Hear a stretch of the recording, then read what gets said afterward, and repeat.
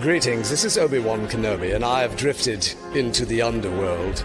The Star Wars Underworld. I have a bad feeling about this. Here we go. We must go to the lower levels. The Underworld. You've taken your first step into a larger world. You're after something. Ben. Since I've started the Underworld, I've met so many great friends. Chris.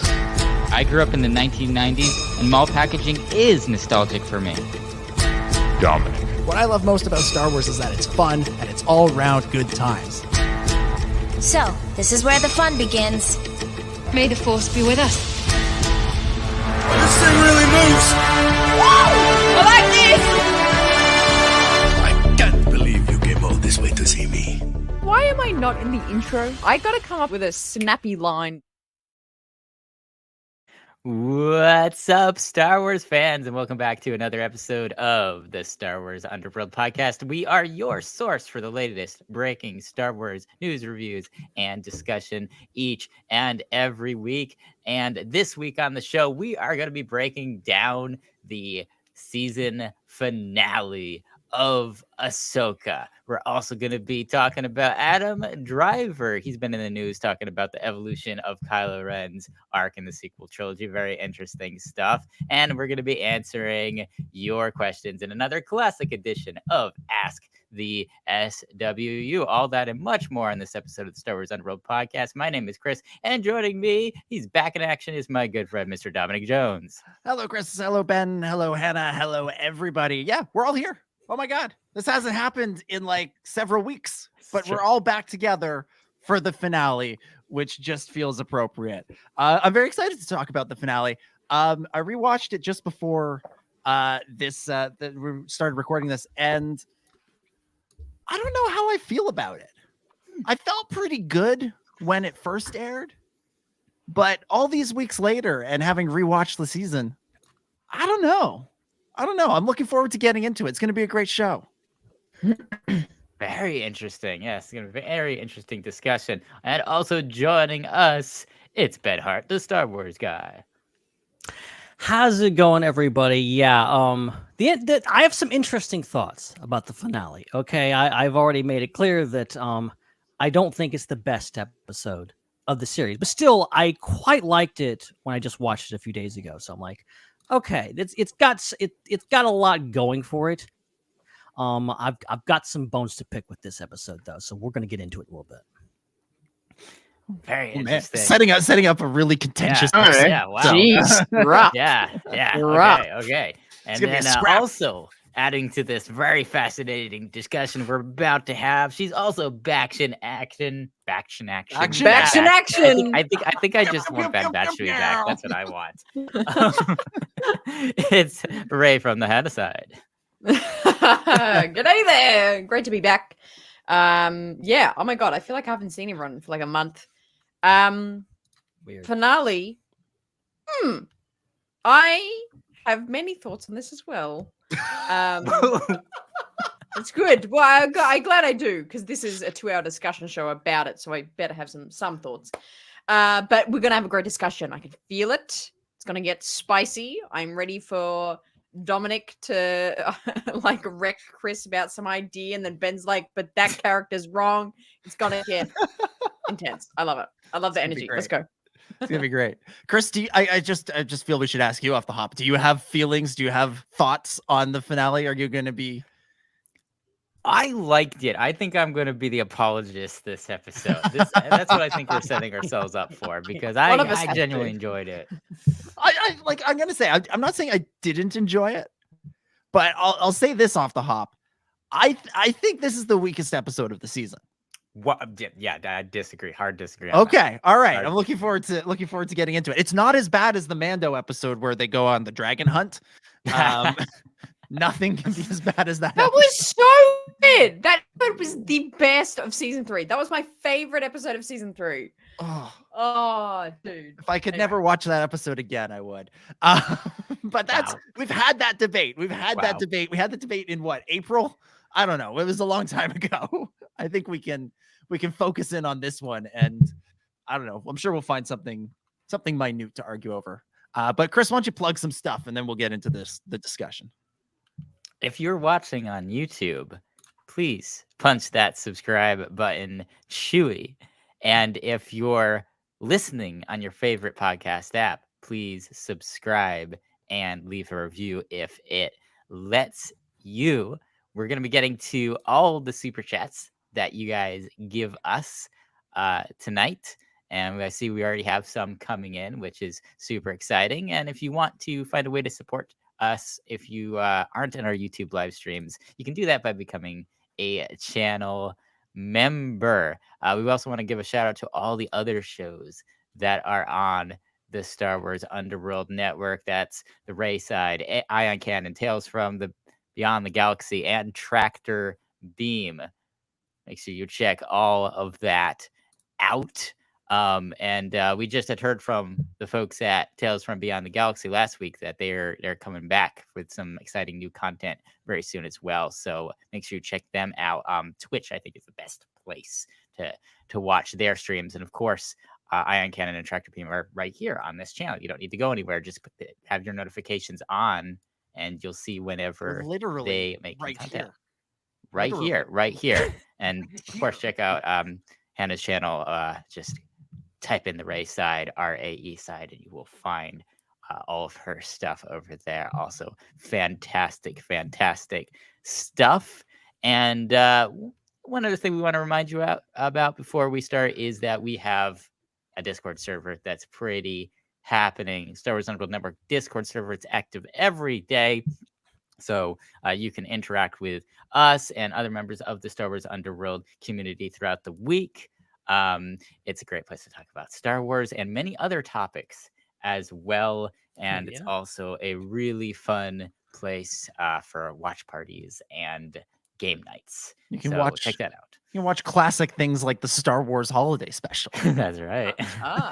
That's right. You want to torture yourself. Y'all missed out. I'm telling you, you missed out. We decided that watching the holiday special, it was the Andor of its day. There's so many parallels you wouldn't believe. Wow. What the hell are you talking about? I saw you say swear this it wasn't on smoking. I don't believe that. What?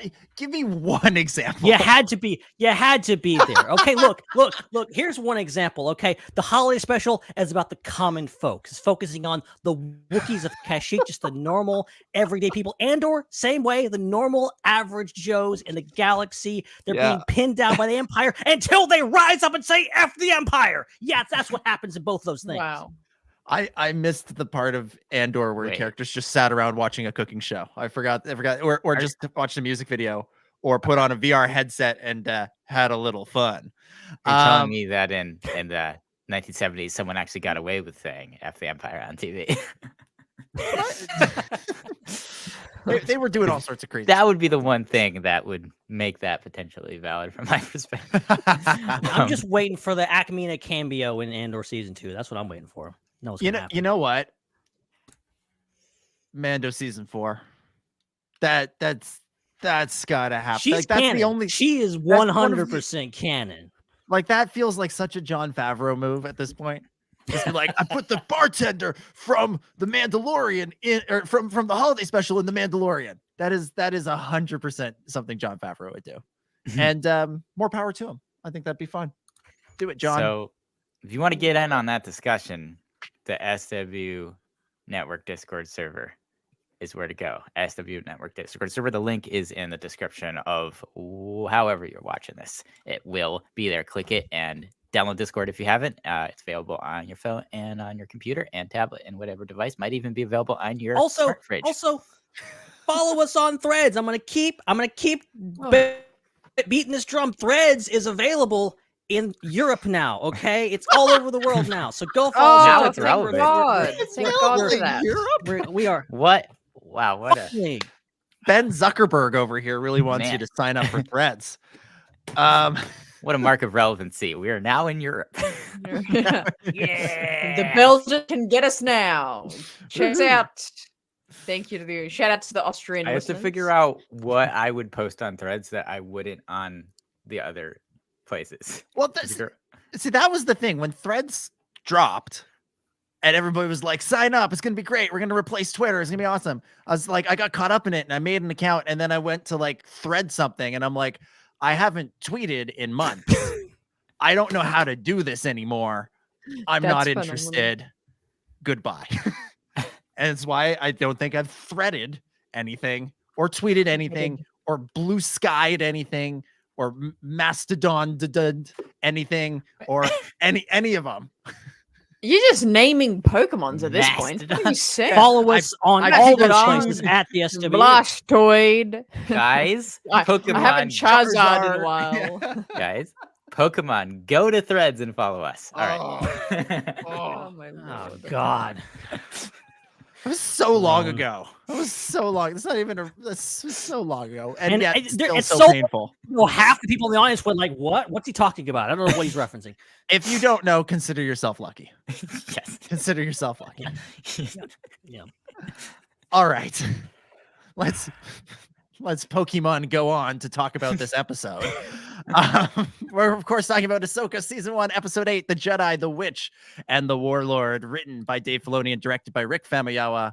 Original air date October 3rd, 2023. Appropriate, seeing as that was also the date of the premiere of both the Clone Wars series and Rebels. So October 3rd, continuing to be a big day for Dave Filoni directed Star Wars projects. All right, let's go around the table, give some initial impressions on the episode. We've already given some teasers, some hints at our thoughts, but let's dive deep. And Ben, start us off. We'll throw it to you first. What did you think of the Jedi, the Witch, and the Warlord? Yeah, so this episode for me, I mean, I think it works very well as a finale. I think a lot of really huge swings in this episode of like crazy things that happened. I mean, come on. Mortis God statues, freaking zombie stormtroopers. You know, there's a lot of big things happening in this episode that I really appreciate that it went all out and it really brought it home. Overall, on paper, I love this episode so much. In the execution, not so much. It definitely falls flat in a couple of areas. I think I think towards the middle of the episode, we really started getting a lot of lightsaber action, the lightsaber choreography, and just the general direction of the action is not great. Not great at all.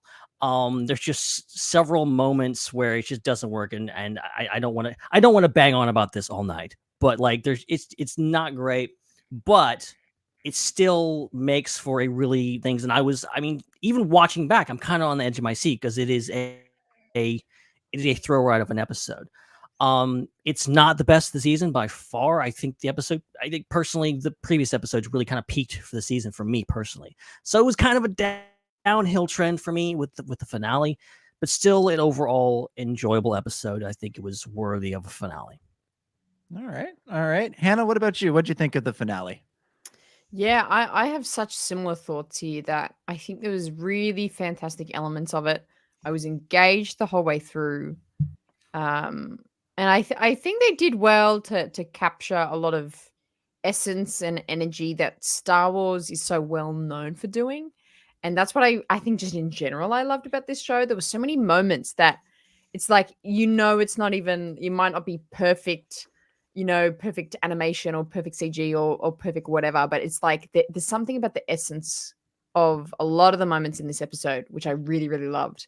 But I do agree with a lot of what, Ben, you're saying, that there's a few moments, again, particularly in the middle of the episode, where I was like, it was a little bit like, we'll start to build up but we got to wait to talk to this guy first and then we'll build it up again to don't forget you're anxious about the moment. And then there was a few just tonal shifts that I think I couldn't quite follow along nicely to. But in saying that, it was very interesting. Like a lot happened in it. I think, it was good, but there could have been a lot of improvements in my opinion. All right, Chris, over to you. I don't know. I don't know what y'all were watching. That's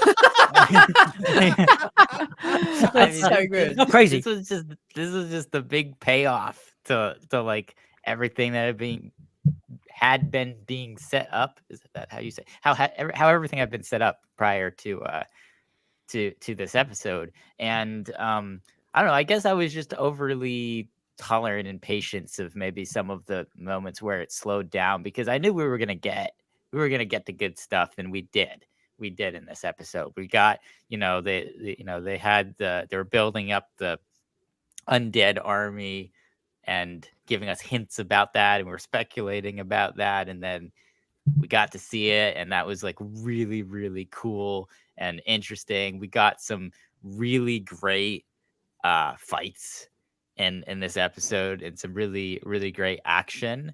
And then we got a pretty big advancement in the plot of the show, but an advancement in the plot that was very much a setup for the future. It was nowhere near a resolution. It kind of made this entire season, having Thrawn return at the end was basically like making the entire season into like a premiere, essentially. Like it was just like that. There's more. There's way more here. This is not the big battle with Thrawn. This is just his introduction, and all the good stuff is yet to come with this character. Is the feeling that I got from how they ended things with him in this episode.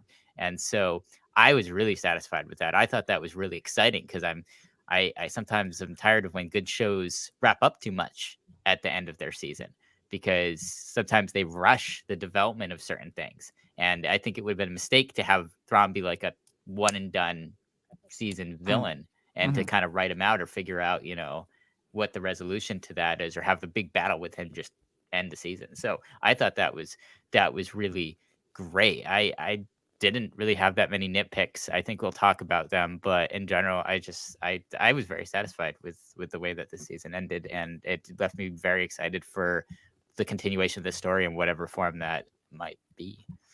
Yeah, I'll say this. I think the episode did what it needed to do in sort of the larger advancement of this overarching story that's being told across, the Mandalorian, Book of Boba Fett, Ahsoka, Skeleton Crew, all that stuff. I think it did that, and it was successful in that regards. And there's a lot that, you come away from the episode interested and intrigued by the statues. What the hell are in those coffin-sized boxes that they've taken to Dathomir? What's going on with Thrawn? Hera and Ezra have been reunited. Ahsoka and Sabine are stuck on Peridia. Like there's a lot there to build on, and a lot there that I think will make for season 2 or whatever the next iteration of the story is, that will make them very interesting. That said, it still didn't feel like a satisfactory wrap up to this season. And there's some arcs, and there's some moments that are meant to conclude arcs in this season that just, even though they go the way I wanted them to, the way I was hoping they would, and then on paper I think they work that work really well, they just didn't have the punch that I was looking for. Everything from Thrawn's actual return to the galaxy to Sabine using the Force, which was something I was really, looking forward to and excited for. The moment it didn't pop the way I hoped it would. And all of this stuff, to me, it's not poorly done in the episode, but it just still didn't feel right. And there's a sort of a saying in writing that if you have a problem with Act 3, you don't really have a problem with Act 3. You have a problem with Act 1. And as much as I've loved this season, this finale seems a little bit incongruous with the rest of the season. And the main thing, and I'm curious to know what other people think of this, but the main thing is Morgan Elsbeth is the main antagonist in this final episode, more so than Thrawn. She's the main obstacle. And we haven't had almost any time with her this season where she's served that role. That role has been served by Shin. It's been served by Baylan, to a lesser extent by Thrawn. And so to have, these big moments come in a confrontation with a character who has been largely a supporting character through this season meant that they fell flat for me. And that's not a slight on Diana Lee Insanto. I think she was terrific in the role. She was excellent in this final episode. It's a great character, great performance, great actor. But this whole season, all the rivalries, all the stuff where you feel tension between the characters, Sabine and Shin, it's as Ahsoka and Baylan, it's Thrawn and Ezra. Like, and you don't get any of those confrontations in this episode. Admittedly, we got a lot of them last week. And those confrontations last week felt more satisfying than the one this week. This week felt almost perfunctory in some of these scenes of, we need someone there to be the threat, to try and stop our heroes. But the ones you really want to see him fight, we've moved off the board and put in other places. And so you're left with Morgan Elsbeth, who, while she's a great character, hasn't had a scene with Ahsoka since The Mandalorian, let alone this show. And who really has just kind of been off to the side for most of the season. And, you know, her getting the Blade of Talzin there at the end, I thought, oh, okay, this is cool. We're setting her up for something new, something exciting. And she's dead by the end of the episode. So it just kind of, that part for me, and again, I'm curious what other people think, that to me is the big flaw in this episode, is I didn't care about the antagonist the way I feel I should have. And I feel like if I did care about the antagonist, some of those moments that I wanted to pop would have popped. Yeah, I didn't feel that. I'm trying to figure out why. I think it was because she kind of tended to be, a lot of times in shows, you have kind of like your front facing villains that are going to do a lot of the fighting and are going to be kind of the first villains that you see. And then you're always going to have villains that are kind of behind them, or often you have villains that are kind of behind them that they're kind of reporting to, but you see the villains' relationships with each other more than you see that those other villains' relationships with the protagonists, and you don't see that till later. And I think with her, she was one of those kind of like background overarching like antagonist characters that was like making decisions and pulling the strings that affected the protagonist, but it was done through Shin and Baylan. And so I think it still made sense for there to be a confrontation with her, because she's kind of like the next level. She's kind of like the next level boss that you get to after you go through the kind of front line. And so it seemed like a natural progression to me. It didn't seem like she was coming out of nowhere, or she was like an underdeveloped character that all of the sudden became the centerpiece. She seemed like she was a character that was kind of just pulling things behind the scenes, more involved in the plot from the antagonist side than the protagonist side, and then all of a sudden is becoming directly involved with the protagonist because things are coming to a head essentially, and she has to step in there and start doing things. And I think her story is very interesting. I do think having more about her personally would have made it like more exposition about her character, learning a little bit more about her motivations and who she is and her backstory would definitely have made things more impactful with her. But at the end of the day, it's difficult, I think, because there are so many characters happening, and you have like 4 key antagonist characters in the show when you include Thrawn in the mix too, that I think there's just too many in an 8-episode season to really focus in on her, when you're also spending so much time on a group of protagonists as well that each kind of need their own fleshing out as well. And you have a whole B story going on with Hera and politics and all this stuff too. So if this was like a 10 or 12 episode season, yeah, and we didn't get that, I think I'd be a little bit more unforgiving. But I think because it was a mini series almost length, it was kind of a bit shorter, and even the episodes, some of them weren't super long. Like, I don't know. To me, I didn't feel weird when they wrapped up her story, and I thought the parts that she was in were very interesting. And I thought her kind of becoming this like full Night Sister character with the voice and the powers, and then getting the blade, I just thought it was really cool, and made for some really cool action that I really enjoyed watching. Oh yeah, I'm not gonna argue that those things weren't cool, by no means, but just yeah. Well, and to your point of, you know, she's sort of the next level villain here.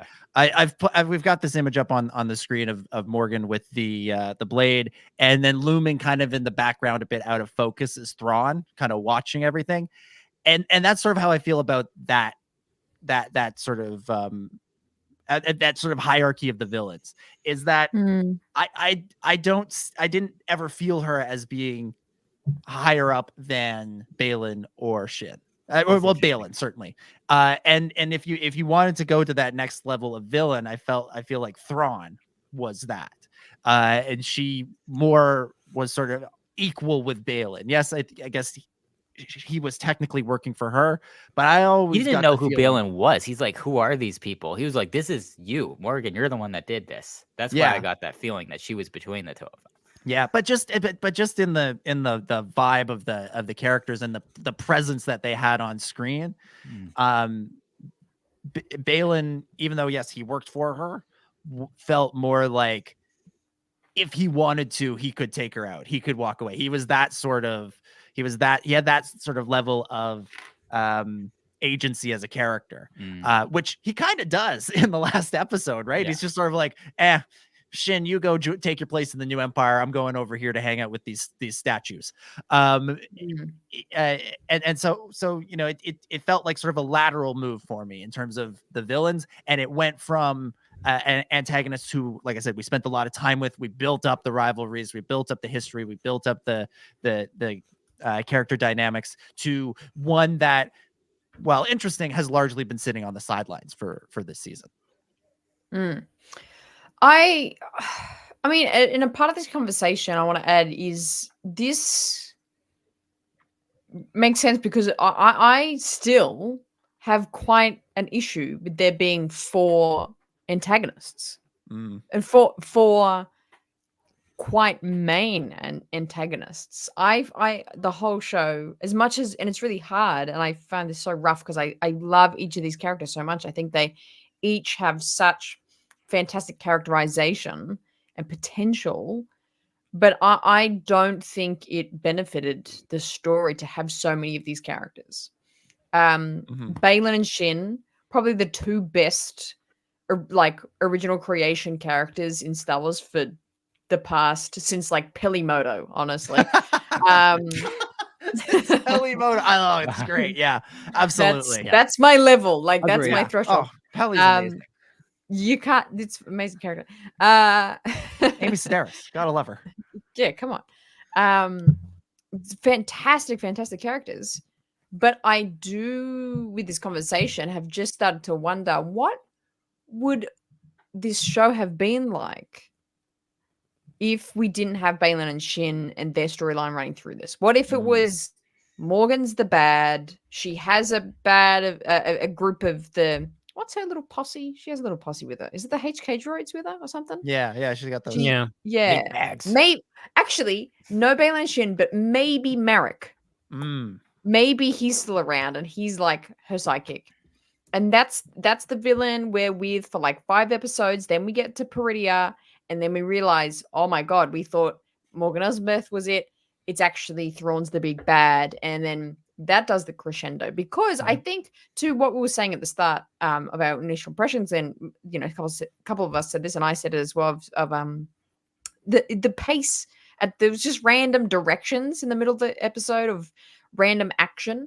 I found that was my most jarring part about this episode. It was like I literally just kept forgetting something was happening. Like, oh, we're fighting like Shin in the middle of this thing or something. Oh, Ahsoka's got a duel. Balin. Oh, wait, Thrawn has only just met Balin and doesn't care about that. We got to get to Morgan first. It was just too many threads at that time for me. And so I do wonder, it's like, what if Balin and Shin just didn't exist, weren't in the story? What if we just follow Morgan? We get to Thrawn and Peridia, and this finale would have been just more of a classic battle, Jedi against stormtroopers. How would that have how would that bode with everyone? But yeah, it's interesting. I'm not fully on board with the multiple antagonists. Yeah, there was a lot. There was a lot of the screen was crowded. There was the Eye of Sion, for as big as it was, could feel a little bit crowded with all of the villains that were or antagonists that were part of the series. And yeah, maybe there is a case to be made that scaling them back could have been to the benefit of the show, and you still could have done a lot of these interesting things. Like Balin going off and looking for the Mortis gods, all that stuff still could have been done. It just could have been transferred to a different character. It could have been transferred to Morgan. Could have been transferred to Inquisitor buddy, whose name I've already forgotten again. And 27th brother. The 27th brother. Yeah. You could have done all sorts of, there maybe are workarounds for it, but yeah. And even, we can even throw in the Great Mothers in there. Like even they felt like more on and they felt more on that sort of Thrawn tier of higher up.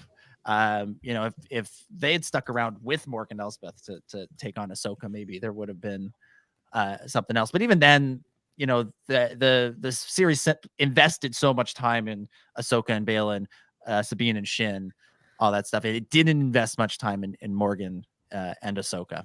Again, I don't think they shared a scene or even talked to each other over a comlink since the other show that aired 3 years ago at this point in 2020. Ben, what do you think? You've been awfully quiet here. Yes. What do you think about I really want Ben weigh on this. See, I've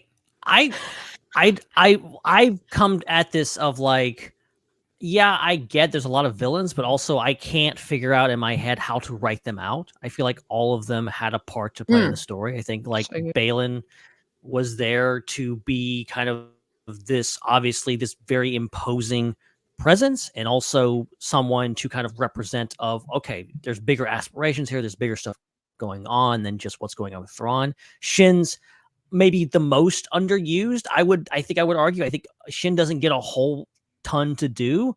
I think like Morgan, she kind of becomes the most interesting in this episode, where we kind of see her take her own take the most agency and go like, okay, I'm gonna go do my own thing. I'm gonna go lead these, marauder, whatever these people are, and I'm gonna, make my own path.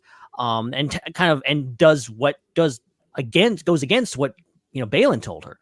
The Great Mothers obviously play their part. Morgan plays her part. I think the only bummer that I have is just that Morgan, I think, is the most interesting she's ever been in this episode, and she dies, and that sucks. Just from this perspective of just like, I was starting to like that character. I don't think I was really like connecting with her on a level that like, I really like this character. I'm like, I think Diana Lee and Santo like makes an incredible performance in this whole series, and even back in The Mandalorian, and makes some incredible, like I was criticizing the lightsaber choreography earlier, and like I was criticizing the earlier lightsaber choreography, which is not great. The battle between Ahsoka and Morgan is incredible. It's great. I've heard people go like, "Oh, Rosario's kind of slight." Like, what, did you watch this fight? Like, they're both giving it. They're just a game. And Diana Lee, she's incredible how fast she is, and you can tell it's really her on screen. It's incredible. So I think ultimately, yeah, it's a bummer that we lost Morgan, but I also think it has wider implications for not just this season, but the rest of the season, because you have those moments. You have the moment at the end of the episode where Thrawn goes for the Empire, and he walks away.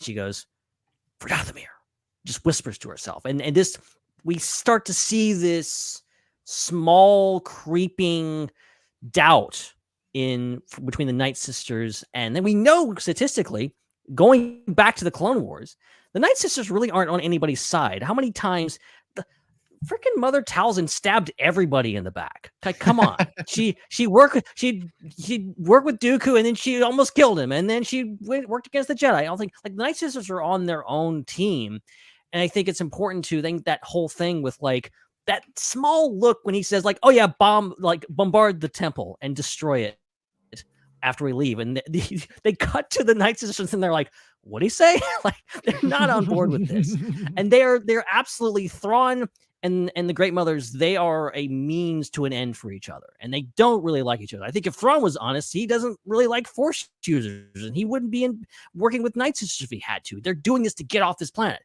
After that, who knows what happens? But I think Morgan's death is a roundabout way of saying like the Night Sisters are disposable to Thrawn. And I think the Night Sisters will remember what happened here. That's very fair. And that's a good point. And like that does make for interesting story down the line. And I thought the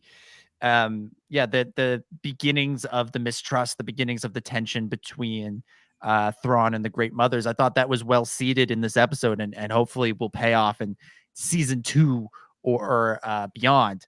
The only issue is I again just to go back to this, I feel like this finale is a really good finale for a slightly different season, and some of this stuff needed to be in there sooner to make it land the way it could have and should have, because I don't think it's bad.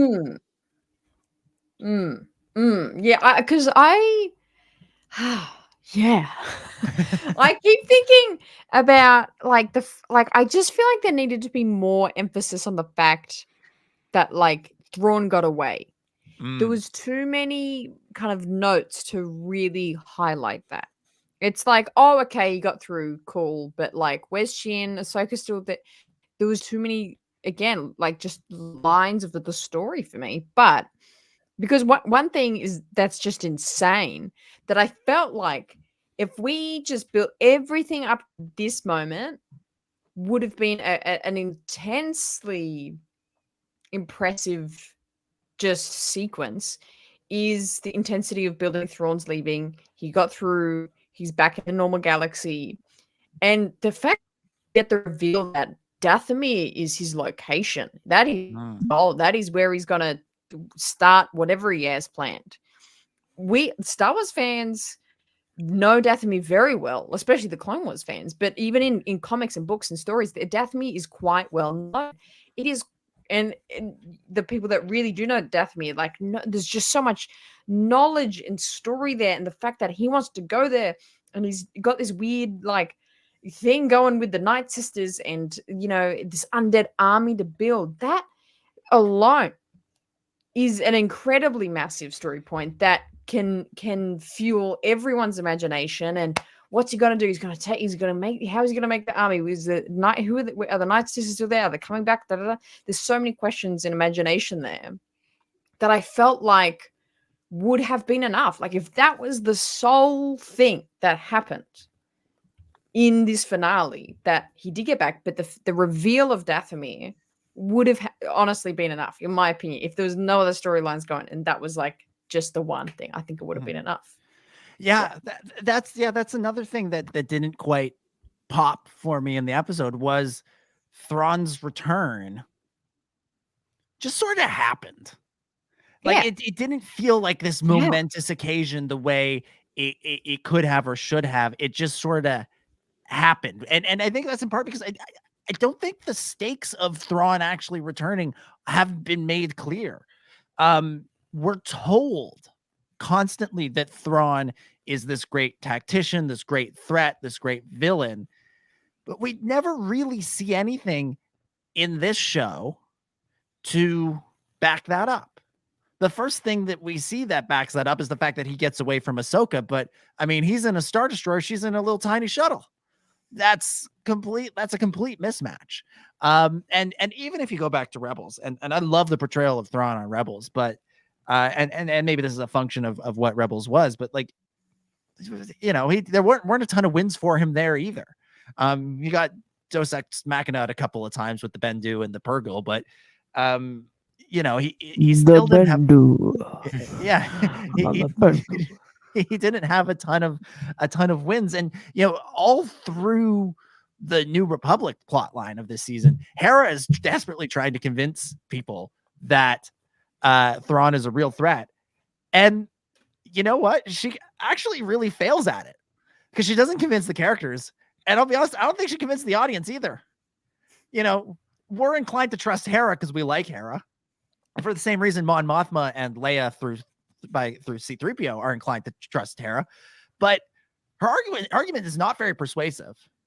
And she kind of gets through and gets to live to fight another day, or serve another day, because of shenaniganery, not because of any oomph behind her argument. And so yeah, the stakes of Thrawn's return are still kind of nebulous. Even if you go back to Mando, like Moff Gideon, the villain who we've been following, was sort of like, what's the deal with Thrawn coming back? Let's just do our thing without him. Like, we don't need him. And having seen Gideon through the first 2.5 seasons at that point, you're like, yeah, probably he's right. Nobody has actively built up Thrawn the way that I think is needed. And so I hope in season 2, or again, whatever the next iteration of the story is, the meaning behind Thrawn's return is more clearly built up and stated for the audience. That's a really good point, because obviously I'm coming at it from the perspective I know a good amount about Thrawn, and for me it would be from the paper canon that is no longer canon in the legends, but then that would probably be analogous to anyone who has read the new Thrawn books and has that backstory of his brilliance from those books. So a lot of people are coming into this with that extra knowledge, just already assuming that this is a big event that's happening. And so the fact that it isn't built up is actually really inconspicuous to us, because it's like we don't need it to be built up because we just already know. But it's a very good point when you're looking at it as storytelling and in a vacuum. Like, if you don't understand these details about Thrawn, the show doesn't really do you any favors there. And it would seem kind of potentially weird to have all this build up and no real explanation for why it is. The only thing I can think of is you're just trying to say, like, this is something that doesn't need to be demonstrated. Like, the fact that all these characters are just worried about that is enough for you to be worried about it. Like, that's the only pass I can give them to that. But I agree that that's probably kind of weak. Like, you gotta need to show why this guy means business, and a little bit more than the theatrics of it, because right now it's been a lot of theatrics. Yeah, I mean, like Thrawn's entrance. Like, I was bummed not to be on the show last week to talk about this, because Thrawn's entrance, like, it's terrific. And Lars, what was once just a dream is now a terrifying reality for those who would oppose us. So good. Yeah, so good. The theatrics of it is terrific, and yeah, there's definitely a significant portion of the audience that is coming in with a previously sort of established knowledge of who Thrawn is from the books. But I still think you got to show it. I still think you got to show it on screen, and you can make the comparison to superhero movies. The new big bad villain in whatever next movie may have, people who've read the comics will hear that name and go, ooh, that guy's scary, that guy's evil, that guy's bad, where our heroes are in for trouble. But the movie itself doesn't work unless you show that villain being terrifying and evil. I'm very curious to know, like, okay, take someone who hasn't read Heir to the Empire or Dark Force Rising or any of those books or any of the new canon books, hasn't watched Rebels, isn't familiar at all with Thrawn, which, by the way, is the vast majority of the audience that's watching this show. That's the vast majority of people have no reference point for Thrawn, just coming in going, like, they're talking about Thrawn. They've been talking about Thrawn for like 2 seasons of this Mandoverse thing. What's going on with him? Maybe that's enough to just keep talking about him. Maybe it's enough for a lot of people to go like, well, Ahsoka's concerned, Hera's concerned, this is a big deal. Thrawn is a big deal, because not only is it the heroes worried about it, it's the villains, the really bad people going, like, we need to get this guy back on our side. So that's enough. But I still think ultimately, I think a lot of people are going to be left with, and maybe I'm wrong, maybe I'm completely wrong here, but I feel like if I didn't know anything had preconceived notions about the show, I'd be like, what's the big deal with Thrawn? What did he do? Like, he just kind of stood around and things. And like, ultimately, like, that's what Thrawn does. He stands around and he says things, and he does a lot. He doesn't do a whole lot. He doesn't where he put his dukes up a little bit in Rebels. Yes. Yeah. I when he forgot that when he we does have a his scene with I don't shirtless foresee- wrestling, he does. Yeah, although the way Chris was foresee, acting out, it was more Lord like he was just playing the maracas. I don't know what I was doing because I'm like I can't punch my computer, so I need to find a spot in the air to. It's not realistic. Peridia. Oh God! I really wanted to kick something, but Thank you. Well thank done. you. Well done, Hannah. Oh wow. A plus. Wow. Ben, I think you're I agree with you to a point, Ben, that like, you know, the heroes being afraid of the villain is an effective buildup. At least I think that's the case at first, but at a certain point you got to show something. You gotta show them doing something. That has yet to really happen with Thrawn, and until it does, I don't know if he can be the only the thing threat if you're that watching he should this. If you're watching this without the context, I think the one thing is specifically in this episode that distinguishes Thrawn from other villains is the fact that he never underestimates his adversaries here. He never underestimates Ahsoka. He is, as they say, scared bleepless, you know, from the thought of Ahsoka coming after him. He knows, but it's also we have this long line of great Star Wars villains, great Imperial villains of evacuate in our moment of triumph. I think you underestimate their chances. Like stuff like that. We love Tarkin, but he's still got such an ego, and he underestimates the rebels, and Thrawn does not do that. I think that's something that's interesting about Thrawn. But again, what does Thrawn do in this episode? What makes him things? He just runs away quicker than the heroes. Yeah, and you know, he's constantly sending, you know, forces to go deal with them. And I guess technically his goal is to delay them, to slow them down, all that stuff. And that's fine. I guess it's realistic, but it's not very exciting. It would be much more exciting if he was trying to wipe them off the face of the earth and you know, actually succeeded at getting one of them. Can I just say really quick, the crux of like how this episode works and how the Empire, Thrawn and the Empire escape, doesn't actually make sense if you think about it too hard, because it starts the episode. The episode begins with Morgan saying the onloading has been complete, and I'm like, why not just leave then? What is stopping you from just leaving the atmosphere and hooking up with the thing? Why do they have to wait around for the entire rest of the episode for the Eye of Sion to come into the atmosphere and dock with the thing? Why not just leave the thing? All they gotta do is close the ramp and the Jedi can't get to them. what is the point of them staying there? There's no reason for them to be there. And I would, from a writing standpoint, I would fix it to say, like, have the cargo transport continue through the episode. Don't have it end at the beginning of the episode. Have them continue to move stuff in there, and they're still trying to buy against time. And they're like, okay, we got to cut this off at a certain point. And that's when you get everyone on board and close up the ship. So that's one of my sticking points with the episode. I'm like, that doesn't, why didn't they just fly up? Yeah, just go higher into the air. What are you doing? Yeah, I don't know. It just feels like a lot of the right ingredients are here, a lot of the right elements are here, but it's just it's missing something. Go ahead, Anna. And if we're going to even to the end of the episode where everything's kind of wrapping up, even again, I love how this frequently happens. Various members of us, our parents, watch these shows. We all learn such things from what they ask us or say to us. And it really stuck out to me because my parents watch it. Again, they have an understanding of Star Wars. They don't really follow it or know it enough, but they watched all of Ahsoka.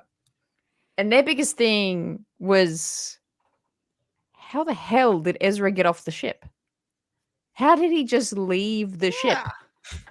This is a good question. It's like this massive thing that they have this beef and they've started. This is the whole story of this show, but he just happened to like skippity doo off the ship and he's fine. Like, what the hell? Gosh. He went, hey, look over there, and ran away. Exactly. It's like, but the fact that it even like notes that it was just like, oh, he's in his own ship now, like arriving in the New Republic. Yeah. Yeah. He's Ezra. He's clever. He's a clever lad. He could shut down the things, the energy shields or the tractor beams or whatever else, and get out of there pretty quickly. It's very rebels for him to be able to do that. Like, it's very rebels. But the fact that we didn't, we don't need a whole sequence of it or an episode of it, but it's like the fact that we didn't even get and he got away. Like, it was just like, he's gone. He's gone now. Like, no one noticed. No one cared. He's gone now. He just got off Grand Admiral Thrawn's ship, just like as if it was like a bus, and he just walked off the bus. He pulled the little the yellow rope thing, and Thrawn was like, "Oh, it's time to stop. We've arrived at okay," and he just got off. It was fine. Dathomir at West 76. It's like, okay, all right, sure. I sort of understand why that there isn't more explanation of that. You know, that scene is about him reuniting with Hera, but it does sort of feel like it's kind of a big deal that he snuck aboard and snuck off without anybody noticing. And again, it leads to this sort of feeling that these villains aren't that scary. The fact that he was able to do that with relative ease, so it was so easy we didn't even have to see it. They were all in the hangar too. It's not like they were in the bridge of the ship and they could never know. They were all standing in the hangar, and then the last thing that happened was he jumped into the hangar. And he stole a shuttle. That's the other thing. Yes, the shuttle is there. He stole it. Thrawn wouldn't have been like, "Oh, that was." It was right. It was right next to the opening to the hangar bay. So. Oh well. Yeah, it's unfortunate. Which is unfortunate because I will say that scene where Ezra comes back and reunites with Hera, like that actual moment, perfection. No notes from me. I loved it. I thought it was. Wait. No notes. No notes. Are you sure? Yeah, I don't know about that. Are you certain about that, Tom? Don't make me call you Tom again. Hilariously, this is the one thing I did not like. All right, let's hear it. Let's hear it. I thought there should have been more of a reaction and more dialogue and more stuff going on. I thought it was too simple. Okay, if no one else is gonna say it, I'll say it. Okay, for one. Thank you, Ben. He arrives, leaves his helmet long for an ungodly amount of time. Like that is no damn sense. And I've tried. I like this scene. I'm trying to make it make sense. It doesn't make sense. Like, look at them pointing all their guns at him. They could have been like, "Oh, shoot him!" And then they're like, "Oh crap, that's Ezra we just murdered." And then yes, it is a crime. Filoni cutting away from that hug. Okay, that's just the worst. The worst. Crime against humanity. Don't you scoff at that, Dom. That is a genuine freaking crime that they didn't do that. Don't you genuine scoff. Crime. I got everything I needed from the looks on their faces. I think Iman Estefani and Mary Elizabeth Winstead gave me everything I needed. 5 more seconds of screen time wouldn't have killed him? Come on. It wouldn't have killed him, but I got everything I needed. The next celebration, when it has been 3 years since I've seen you in person, Dom, we're a world apart. When we meet, we are not hugging. Right. I'm gonna stand there and just take off my hat and stare at you. Okay. That's all we're gonna do, okay? See how you like it. She's also gonna have her hat kind of over her eyes, so you can't really tell it's her. She's gonna stand there for like a good minute and first. Then I'm just gonna stare at you. You're gonna show up wearing a mask of my mortal enemy. And keep it on for a really long time. Yeah. Yeah. I don't know. For whatever reason, this works for me, but I'm willing to accept I'm in the minority. I'll take that. The only way I could forgive it is if season 2 opens with coming back to that exact scene and we see it plays out. We get the hug and everything. That's the only way I could forgive it. They could do that. Otherwise, I have a vendetta against Filoni until I die. God, if this was a Marvel movie, that absolutely would happen. They'd be like, "Oh, the fans want the hug. Let's do the hug. It's a meme now. Got to do it." Man. Okay. What else can we talk about in this episode? We talked about the ending. Yay! Have we really talked much about Sabine? No, let's talk about. There's some interesting Sabine stuff. Chappelle. Sorry, what word did you say just Sabine's before? in this Chappelle. episode? What? You were like Chappelle or Sabine? Let's talk about beans. What?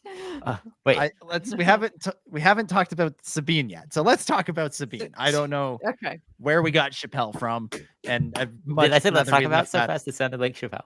I guess so. Oh man. Let's I Chappelle guess so. Sabine. We have a language barrier here. Okay. Yeah. Let me live. Let me live. Let's talk about Sabine. Hey, the Force moment. Let's start there. This was something I was really looking forward to. I really wanted this moment. And again, this is the theme for this episode. It's okay. It's okay. But it doesn't have the punch it should have. What's one of the best Force moments in all of Star Wars is in The Force Awakens, when the Skywalker saber is sitting there in the snow and Kylo Ren reaches out for it and it starts to shake, but it's not coming to him. It flies past him, nearly takes him out in the face, and it comes to Rey's hand at the end. And it's this triumphant moment, and the Force theme swells, and it's epic and awesome. And I wanted something similar like that with Sabine, and we almost got it. Again, it's a lightsaber. She uses it to stab a zombie death trooper in the head. It's great, but it didn't have the same punch.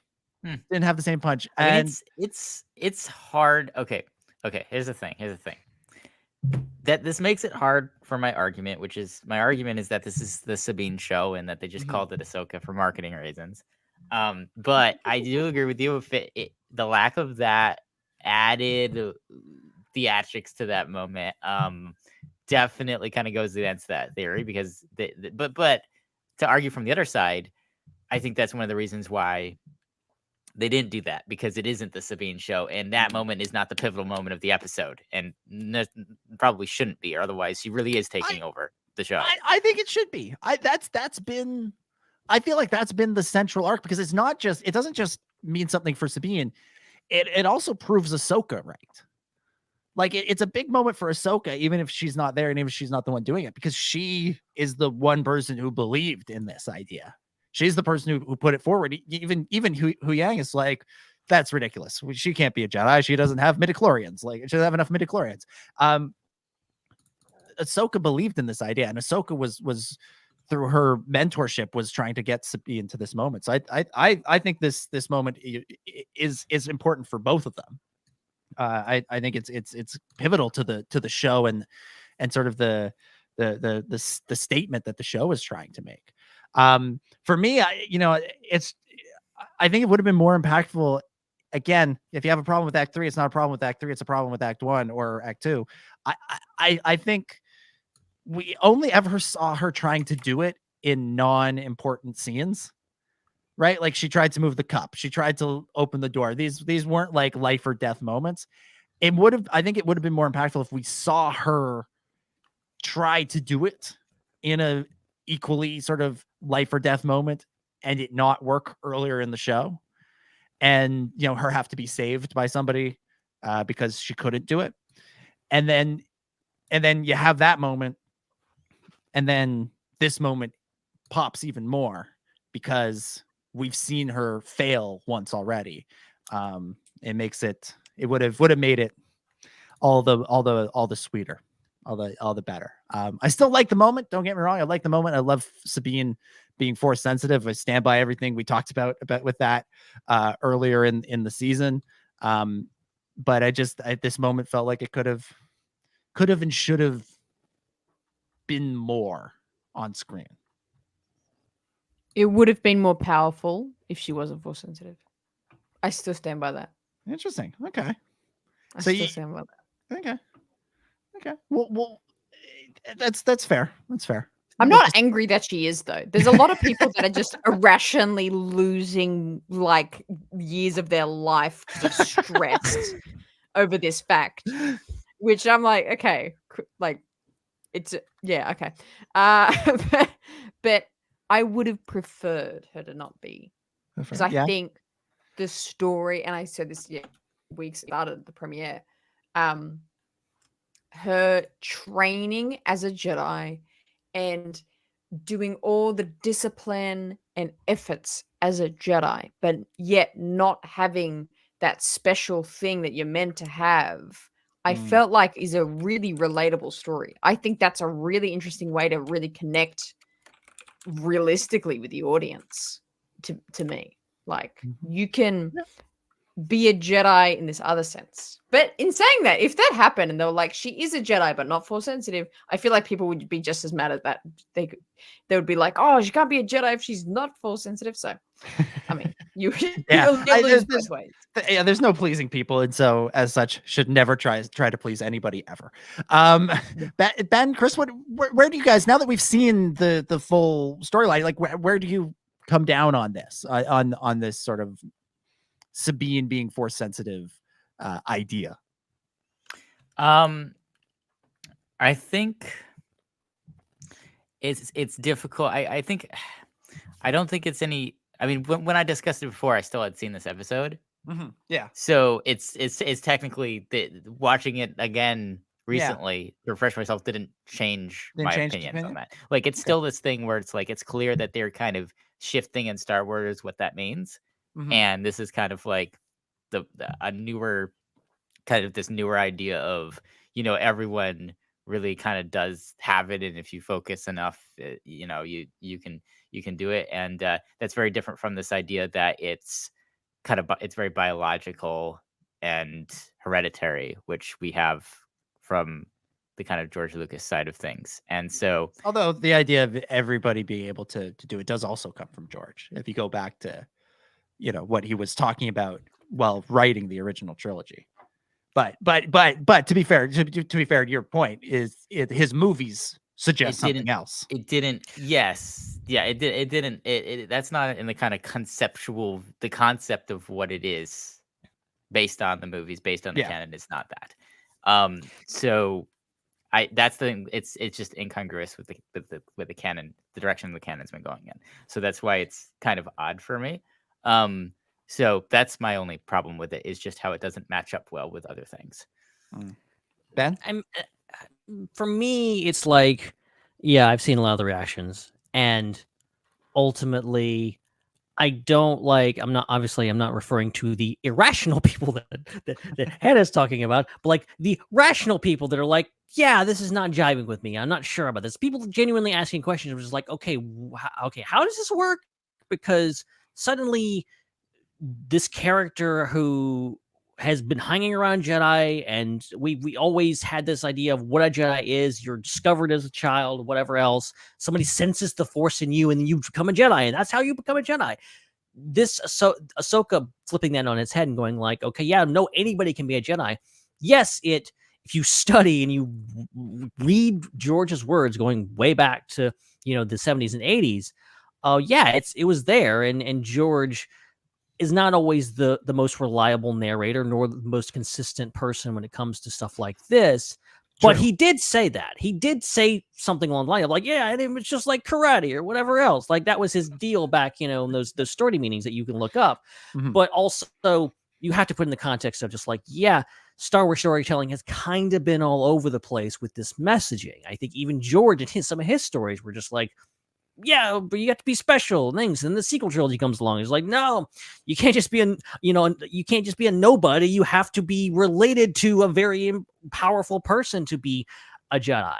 And I think the general populace, the general fandom, is just like, okay, what actually does it mean to be a Jedi? How do you actually go through that? And ultimately, I like where Ahsoka lands. I like a story. I like the idea of like, yes, anybody can be a Jedi. I love a story where a character starts out saying, I can't do this, and everyone around her going, no, you can't do this. And then she does the thing.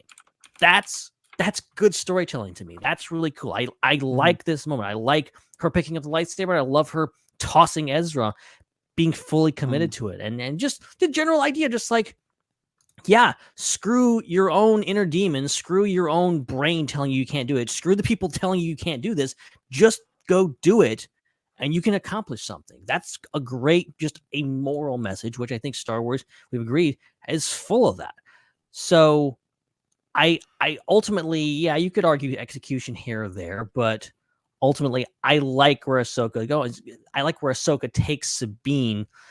Even though going into this, I was just like, Sabine, Force sensitive, like that was really tripping me up with the first two episodes. I was like, what is going on here? Like they weren't talking enough about this is weird, right? And Ezra later on is like, what? Really? You're a Jedi? Like that was my reaction, Ezra. Like, of course, like, thank you. Someone in the room is saying what I'm thinking. Like, you know, this is weird, right? I also like that Ezra just kind of rolled with it. He's like, whoa, weird. All right, well, let's see what happens. Very Ezra. In a way, I like this. The story is kind of reflecting the behind the scenes sort of evolution of this. Originally George's idea, again in those story meetings with Kasdan and Marquand. I think Howard Kazanjian was there as well for Return of the Jedi, where he talked about the Force being something that anybody could access. It's just the Jedi who take the time to really hone those skills. He kind of got away from that idea as he evolved the story, as he went along with it. And now somebody in the story and somebody making the show. So Ahsoka in the story and Dave Filoni making the show, which, I mean, talk about a fictional character and a real person that just go hand in hand. Dave Filoni and Ahsoka Tano. It's basically, you could basically interchange one for the other, I think, at this point. Name a more iconic duo. I'll wait. Yeah. But Dave Filoni has come along and said, well, what if we went back to that? And Ahsoka said, well, what if we tried this other way? And all the characters in the story and a lot of the audience went, what? No, that's not how this works. The Jedi Order did it a certain way for thousands of years and got on just fine. And Filoni and Ahsoka are sort of saying, yeah, maybe they did, but that still doesn't mean there isn't another way or a better way. And they're evolving it to be something more along the lines of what Ben was talking about. And Ben, agree wholeheartedly with you. That's right where I'm at on this as well. I love this. I love this either change or evolution or just continuation of the original ideas behind the Force. I love it. But something else we talked about a lot when we talked about the premiere was the amount of time between the end of Rebels and this show, and just how much went down in that time. And we have kind of another example in this episode where I feel like stuff was happening stuff was being talked about in this episode that is meant to be really impactful, but it's just sort of being mentioned off to the side and not really fully fleshed out.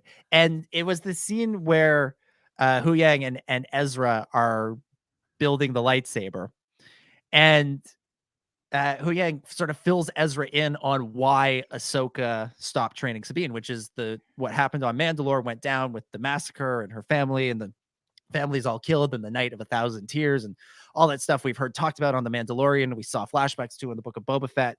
All of those sort of huge moments happen, and Ahsoka became concerned that Sabine was training to be a Jedi for the wrong reasons, which is a really interesting concept that should have been vocalized by one of the two of them. No. And should have been talked about before they had basically wrapped up this arc. We get it in the last episode, talked about between two other characters that aren't them. This needed to be in episodes, but in the first 4 episodes somewhere, and it needs to be between the two of them. Hera there as a mediator, or Huyang there as a mediator. But this is like too little, too late, and it felt like Moff Gideon explaining the importance of his clones in the season 3 finale after they had been destroyed. What is it about these Mandoverse shows where they can't get the order of things right? If things are going to be impactful, you have to say them before you wrap up the storyline. It doesn't work the other way around. John or Dave. Guys, come on. I don't know. That was, especially on the repeat viewing, like just today, that stood out like a sore thumb to me. I was like, what the bleep is going on here? Why has this not been part of the storyline all the way through? I feel like that would have enriched everything that happens, but instead it's sort of added there retrospectively. It's kind of a retcon within the story. Yeah, that was a weird devastating one revelation. That's a devastating revelation, not just for the show, but anybody that's been watching Sabine for all these years, like we have since Rebels. I'm just learning, Rebels. That thing that they faked you out at the beginning of season 4, and they make you think that for a second that Sabine's family was dead. They're actually dead now. Then they made you think that for a second. They made Chris and me think that for 4 months because we watched the first episode of Celebration. Remember, they were like, we have one episode ready for you. We'll show it to you here. And it ends, and Sabine's family is dead. And we're like, whoa, the show has gone to a dark place. And then the episodes premiere 4 months later on Disney XD. And they're like, actually, 10 seconds later, they're alive. And we're like, what? Why did I great. for 4 months? So great. I blacked out on that. I forgot about it. Wow. Yeah, Chris, you're like, I took that one out of my I memory. blacked Yeah, out. away. That's I'm like, that's amazing. I'm gonna forget about that. Oh man, yeah, just a weird one. But that being said, what I did like about the scene is it reminded me a lot of the Jedi Survivor Fallen Order games, with how the saber is being constructed in a ship. Like it reminded me of the scenes with Cal Kestis making his lightsaber in his ship with the little craft table that he has to put his saber together, and there's all these different parts, and it reminded me very much of something out of those games. This scene is wonderful. I mean, just seeing Ezra and Huang interact, hearing them talk very, very in depth about Kanan, hearing Huang say Caleb, just amazing. Yeah, I thought this when you said interact, I thought you said seeing Huang and Ezra in Iraq. I was like, Iraq? In Iraq? Oh my god! I was like, Well, they went interact. to Iraq. It's the new filming Yeah, location. it's like, went to Iraq. Babylon. That's so good. Oh man, something Looks I don't cool ruins of ancient. Yeah, language cities barrier there. is tough today, guys. I'm so Yeah, sorry. really. Yeah, it's really playing up. Oh man. All right, let's sort of talk about the end of the season and speculate a little bit about where we're going next. Although I think we've done a fair bit of this over the last several weeks. But we You all right there, Hannah? What? Yeah, I'm good. You okay? Yeah, I'm getting ready to say things. So continue. Okay. All right. So all right, let's go to you. Where do you want to start? Or where do you not want to start? Maybe is the better Start question. your engines. I have a whole. I'm so confused on the whole endings thing.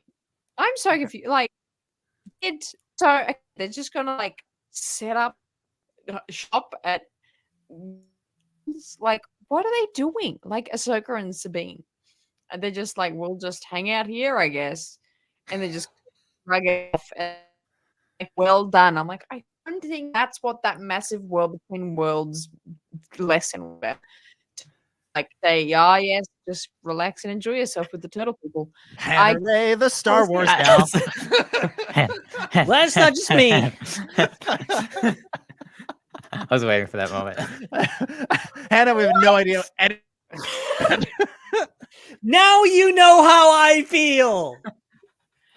What? Did my internet cut out? You turned into a robot, and not a very comprehensible one. Oh my gosh. I was on like the best rant of my life as well. Well, I hate myself. Start it up again. Take 2. Round 2. I forgot what my whole thing was about now. It's hard, isn't it? It's hard, isn't it? Yes, it is hard. This is hard. This is hard. I empathize with you now, Ben. Welcome to my hell. That's really funny. What? Yeah, what the hell were they doing there? Why were they just hanging out? Why were they just like, oh, we'll live with the turtles now? and that was like Anakin's pops up, which was an epic scene. But it's like, was he just like, oh, like this was your big lesson, learn to relax with the turtles? Like, it was just a weird note to leave it on.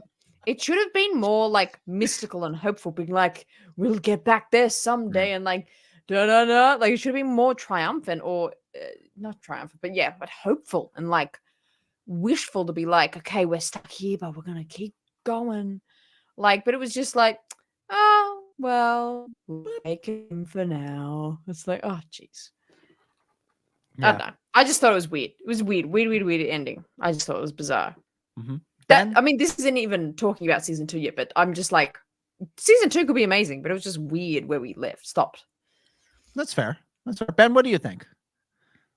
I mean, I think Ahsoka's reaction is pretty okay. I mean, I think she's definitely more glass half full type of person these days after her experiences in episode 5. So like, ultimately, I like the idea that she's not really focused on like, we got to get back, because like, yeah, they want to get back, but also I like the idea of just like, yeah, we're where we need to be. Like, we are here, and I like the idea of like, the idea of fate is brought up a lot in this show. The Night Sisters talk about, you know, loose threads and things that they didn't foresee and stuff like that, and as Ahsoka talks about, you know, Sabine was fated to make that choice, and ultimately they are fated to stay on this planet. The old switcheroo, basically, rebels. Now Ezra and Thrawn are back literally on the same ship, and they are stuck here. And I think that's interesting. I think it's an interesting way to end it, because you could have very easily just been like, yeah, okay, they get back. They found a way, or maybe there's just a leftover space whale and they're going to take them back to the regular galaxy and all is well. And nah, the story's not over yet. I like the idea of just like leaving the door open and be like, maybe they aren't going back. We don't know what happens to Ahsoka and Sabine. They may be here forever. This could be where they end up, and they may not make it back to the galaxy. Maybe ever. I don't know. I don't want that to happen, but I like the idea of, okay, what is going on Peridia, and what could possibly they play into that? Yeah. Yeah. Excuse me. But I do find the whole there's a light on the mountain thing interesting. And I like it when we explore different forces. Oh. Sorry. I thought I was clicking something else. My bad. My bad. That was amazing. What are we doing? Playing Among Us over here? No, I was going to take the picture out, but I actually kind of sus here. That's so good. That's great. But this whole thing, and just what you were saying there, Ben, the whole thing is like, oh, it's okay that, like, it's cool that they relax here. It comes back to, like, this should be a massive thing that Thrawn is back. But the fact that they're like, you know what, he can go there. Is like, and we'll just sit here. Again, this doubled down for me, the fact that he's back, not that big a deal. It was like, okay, he's just in there now. That's fine. Yeah. Because even they were like, oh, well, we need a minute anyway. Oh, like that, they don't have any urgency to go get him. Yeah. Or stop him, not get him. Maybe it should have been, it could have or should have been more along the lines of, we're in the right place. You know, if you want to play with fate, if you want to play with this idea that there's supposed to be doing something, it maybe should have been framed less as kick back, we'll be good, and more, we still have a part to play in this, but our part is here. There's something that is keeping us here, and obviously there is. I think again, Balin with the Mortis gods and the light in the distance and all that stuff, obviously it's telling us that there's something more to be done here, and presumably that's going to involve Ahsoka and Sabine, and so they have to, so they still have to be there to be part of it.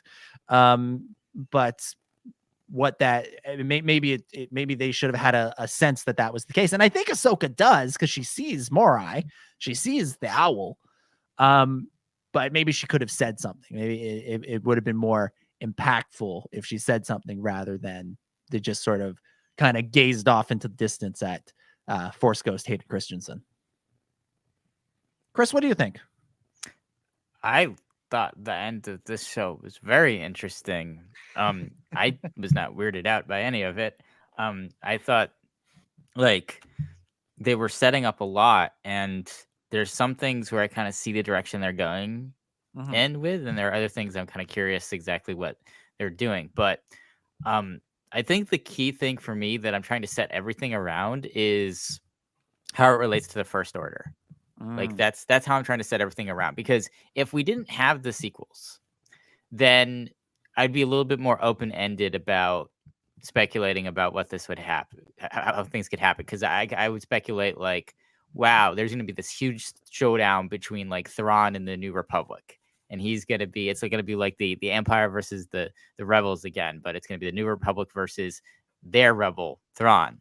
And then, the way that it's going to get resolved is going to be something very transcendent with the Force. And that's why so many of the characters are on Peridia still, because there has something has to happen with the balance of the Force, the nature of the Force, in a very Mortis way that then is going to impact what happens with Thrawn versus the New Republic.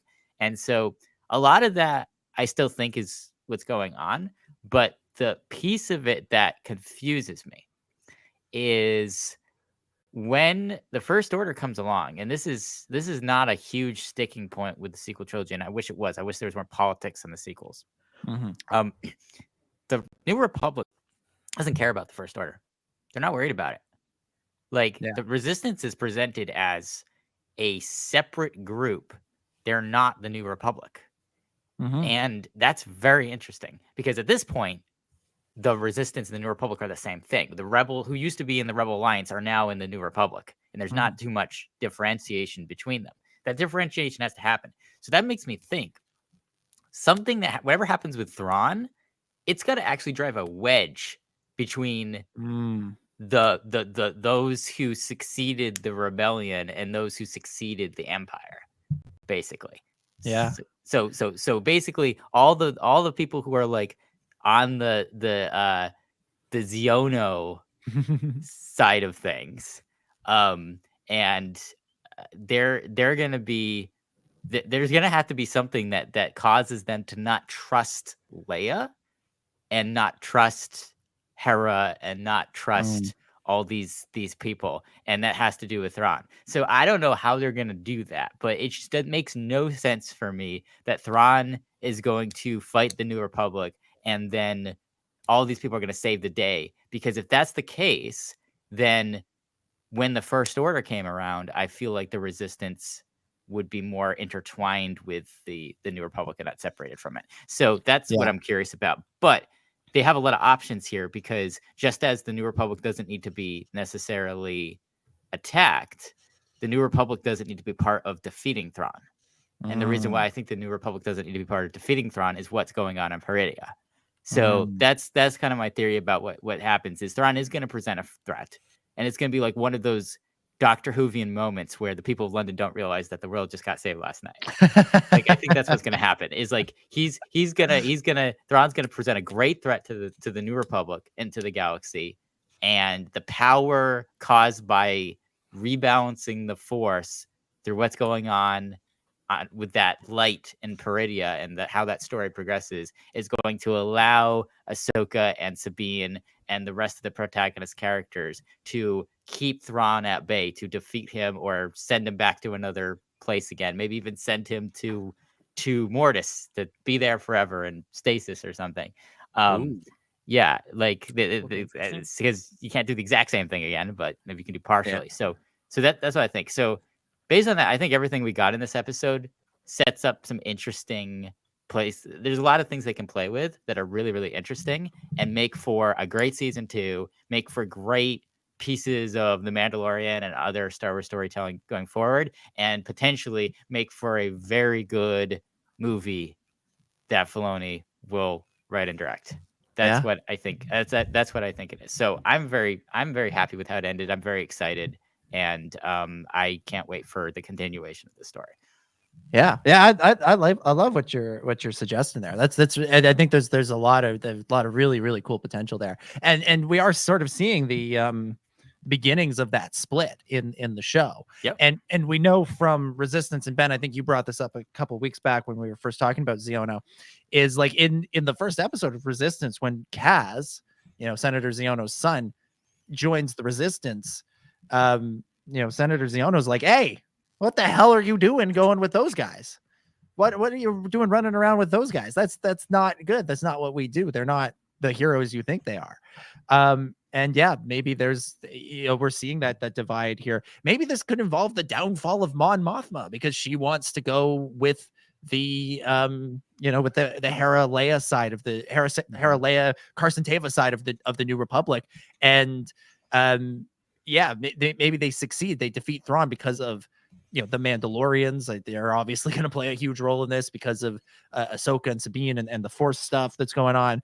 And people don't realize how close they came to devastation.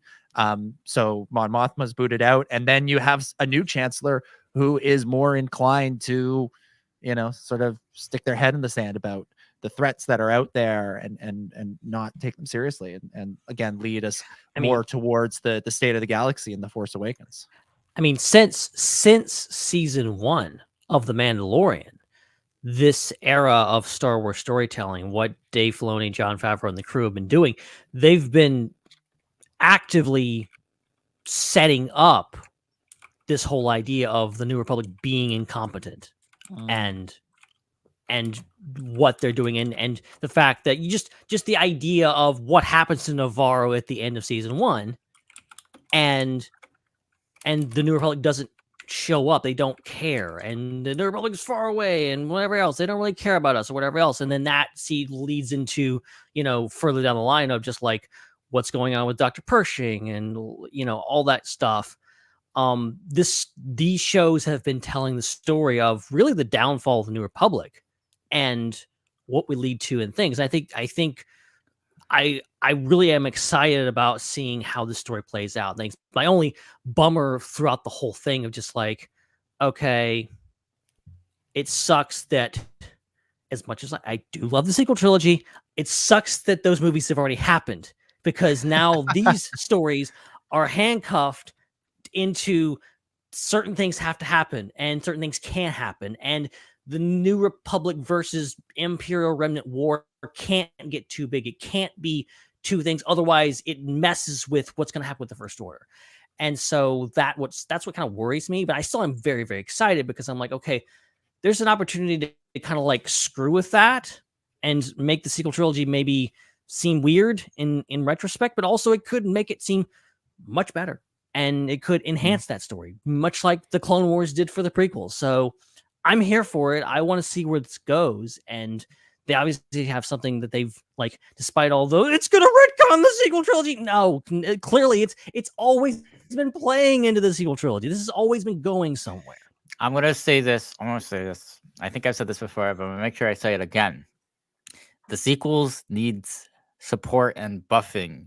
The sequels don't necessarily have an internal problem. So you don't need to get rid of it. You just need to support it. That story has so little support. You just have 3 movies. None of them are exceptionally long.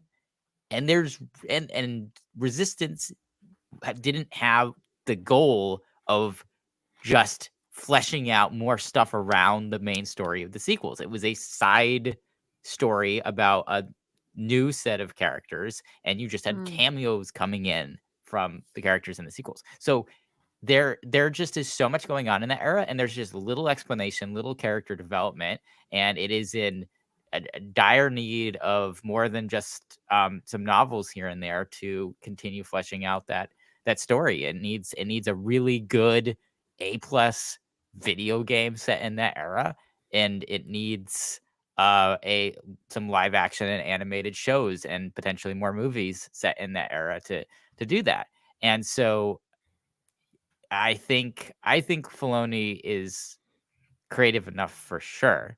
Mhm. He is the most creative person. That's why that is his title, Chief Creative Officer, to figure out how to both continue the stories of the characters that he started playing with in the animated shows and continue this Mandoverse, and then also provide more support for the sequels and connect all of that together and have it work and not feel boxed in. Like, I think it's a very interesting opportunity that he and everybody else in the creative department have, to connect these things in together. And I think it will work. And I think when it's done, I think the best case scenario that we could come out with, and I think it's very possible we could, is that the sequels are actually going to make more sense and be easier to understand and appreciate because of how there's some groundwork that can be actually laid for them for the first time in a really major way that's very visible to the general audience. Yeah. I hope that with the Rey movie on the horizon, that there's more storytelling coming for the sequel trilogy era, because they typically don't do support stuff as that's like directly related to the era that's happening on screen, but they will do stuff for the era just before it. And so if the Rey movie, which is set post sequel trilogy, hopefully that gives them the opportunity to say, all right, let's go in and do a sweet animated series in the sequel trilogy, that era, that fleshes out some more and maybe lays a little bit of groundwork for what's to come in we don't know what the next movie. animated series after Bad Batch season 3, do we? Do we? I don't know. Maybe. All right, Ben, is it time? I think it's time.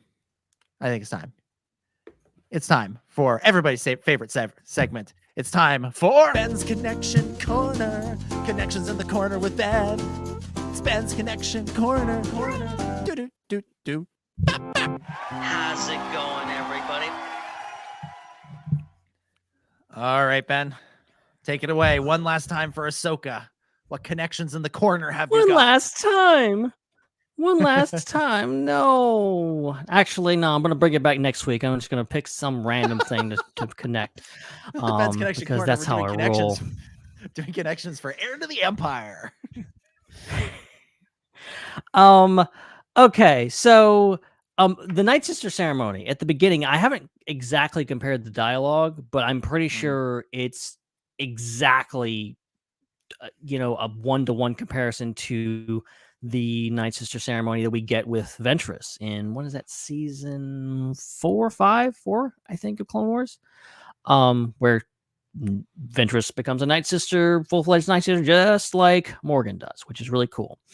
I like that the Ezra arriving on the home one or wherever it is, pretty much is directly a reverse of the beginning of the first episode, which is, a villain in disguise as a hero arrives in a shuttle and kills everybody, and then you have a hero disguised as a villain showing up to bring hope. So I guess it's an interesting way to end this thing. And this is the little segment within a segment that I like to call Ben's Disconnection Corner. Oh God.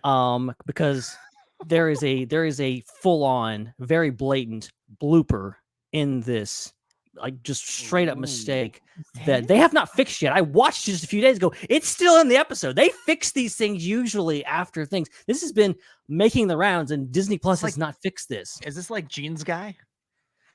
I mean, not as blatant as that. Nothing will ever top Gene's guy in reality, but this is pretty. Once you see it, you can't unsee it. So I'm about to ruin this episode for you guys. So when you watch the moment where Ezra is tossed across to the Imperial hangar, and he jumps up and takes both stormtroopers out, throws one of them, I think shoots one of them, or Sabine shoots one of them, and then the other one he grabs and he throws him over the side. If you look down near his feet, you can see there is a clear tether that is holding. It's clearly not something for the stormtrooper. It's a stunt man's tether. It's supposed to hold them in place, keep them from falling. And it's clearly just there, just hanging from his belt and connected to the platform. So yeah, good safety crew. Okay, you did your good job, but CGI crew, you did not edit that out. Well, Ben, it's good to know that everybody's being safe. It's good to know. Like, don't want anybody. And then now that I've said this, they're gonna change it now. They're gonna change it right after, make me look like a liar. Those weirdos. But that's it. That's Ben's Connection Corner for Ahsoka. The entirety of Ahsoka. I love it. Well, that's been fun. Well, that concludes the Ahsoka edition of Ben's Connection Corner. Connections in the corner with Ben. It's Ben's Connection Corner. Do. How's it going, everybody? All right. What else? What else should we get to? All right, we're supposed to give final thoughts and score out of 10. That's the last thing we do. Ooh. I miss 1 week and I forget everything. All right. One last trip around the table. Give final thoughts and score out of 10 for the Jedi, the Witch, and the Warlord. Hannah, why don't you start us off? Final thoughts and score out of 10 for this one. How dare you? They keep on the toes. Yeah, it's cool. It's got some cool things in it. Stuff happened. There were some pretty epic moments. I was unfortunately left with just so many questions, though. So much I can't figure out, and I thought was an odd choice. Not my favorite. I feel like they could have done it a bit stronger. I'm gonna give it. This is quite low for me. But I'm gonna give it a 7 out of 10. I'm gonna go with that. Ooh, yeah, 7 out of 10 from Hannah. That's like Andor level. Oh god. Jeez, so like, in a year, it'll be a 10 out of 10. Yeah, 100%. That's gross. Incredible. Ben, final thoughts, score out of 10 for the finale. All right. Okay, so I'm gonna start with my score, and I'm gonna say that I'm gonna give this one an 8 out of 10. I'm taking 1 big point away for the general, just like, why did they just fly away? Like, there's the crux of this episode just doesn't make sense. It's stupid. I'm sorry, it's just stupid. I'll take another way for the moment. It kills me every time I watch the episode. They're rushing into the Citadel. They take down all the stormtroopers. They're slicing things. And for the record, it's pretty good lightsaber choreography. It's not great. I've heard a lot of people kind of bash that lightsaber choreography specifically. It's okay. It's a little fakey. It's not the best. It's not as good as what happens later on in the episode. But then they get done with that.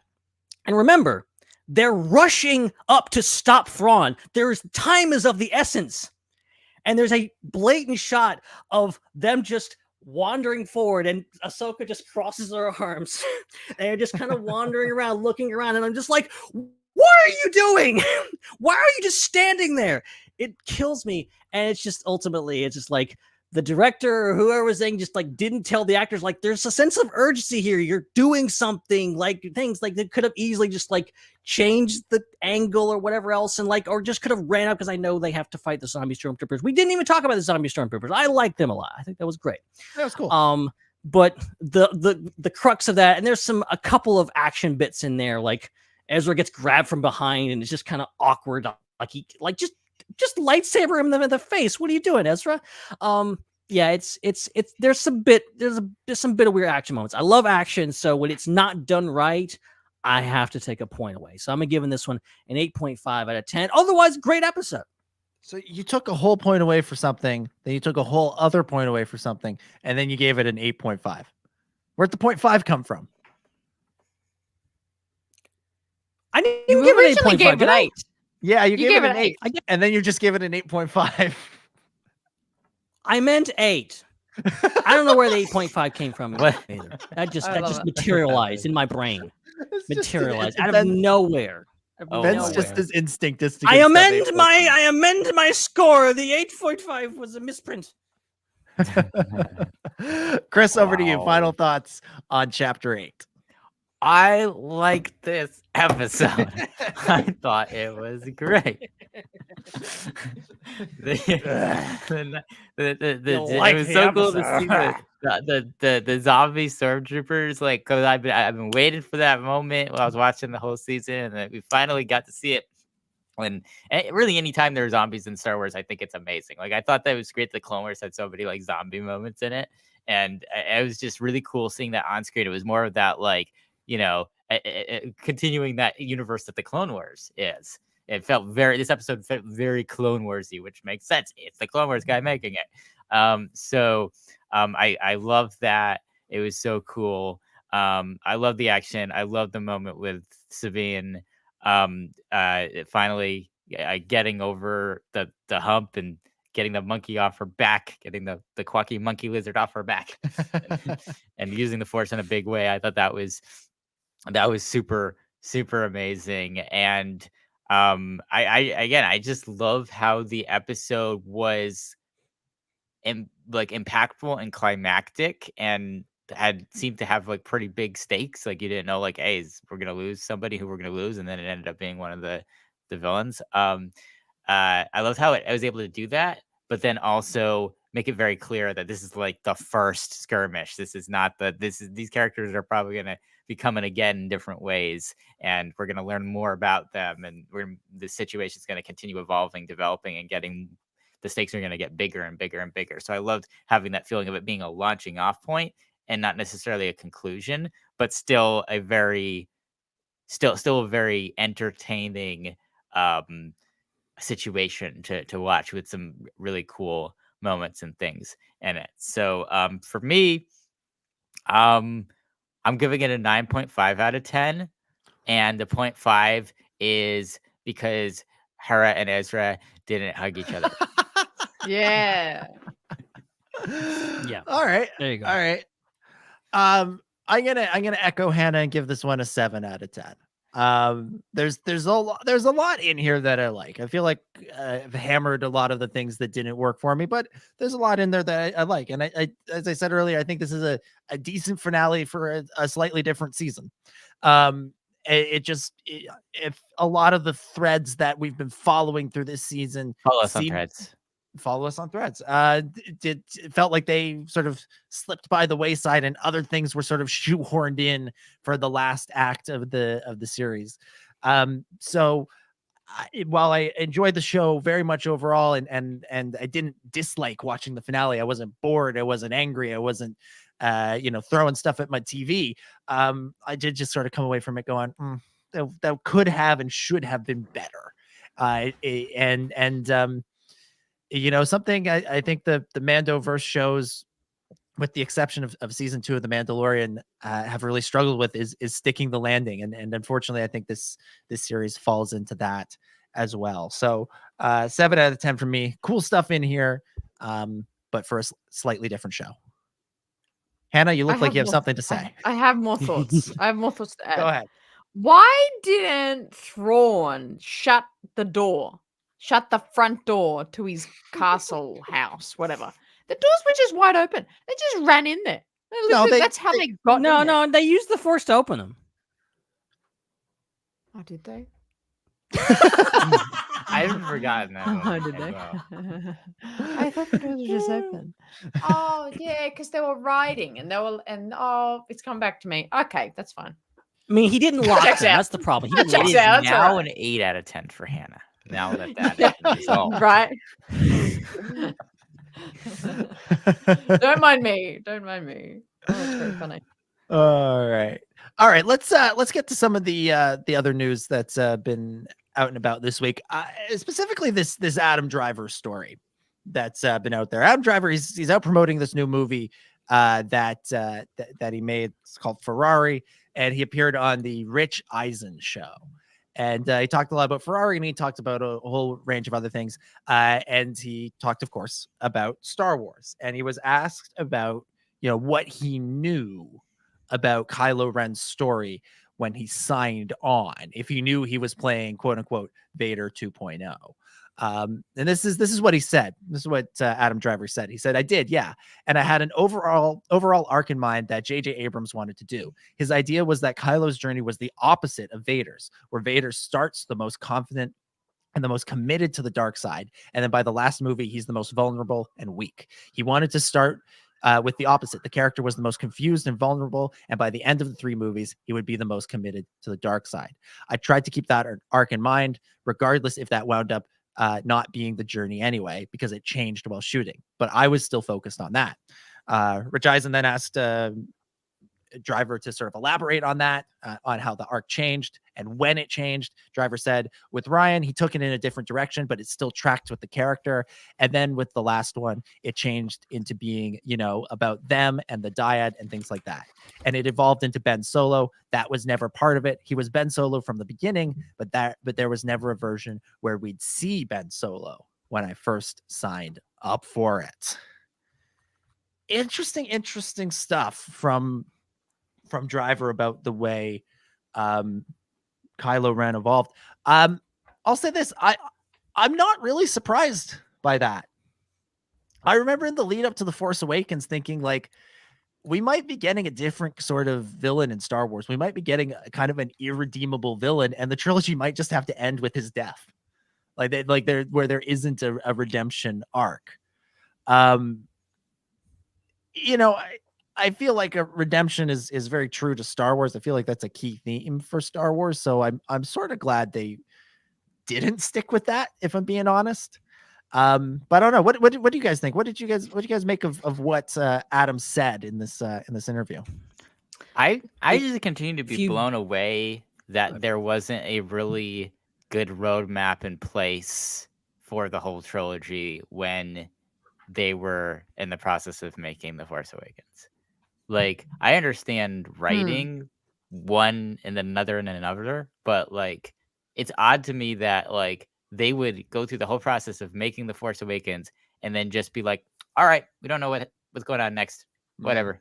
Like that, it just surprises me that was, they thought that would be the best way to handle things. Cause I think it ended up doing everybody a disservice. I think a Rian Johnson trilogy and a J.J. Abrams trilogy both would have been pretty awesome if it was really mapped out. And I feel like a lot of the issues with how the sequels are consumed by people has to do with the fact that it was trying to find itself the whole way there. And for some it did, and some it didn't, and for some it did, and then unfound itself.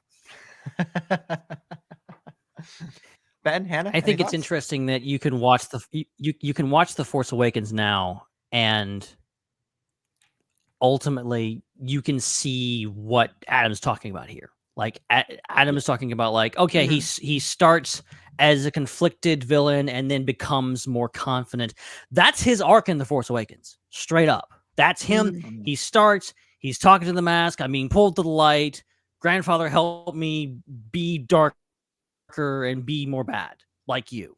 And then he ends the movie by killing his father and committing to the dark side and screaming at Finn and Rey. And then, he's big angry man at the end of the day. And that's his arc in The Force Awakens. It's not until you get to The Last Jedi where it's, there's conflict. The conflict continues. There's a lot of stuff going on there. And there's definitely, I think if you take Ben Solo, Kylo Ren, Adam Driver's performance just as face value and ignore everything else throughout the movies, I think it works just fine. I think there's obviously ups and downs.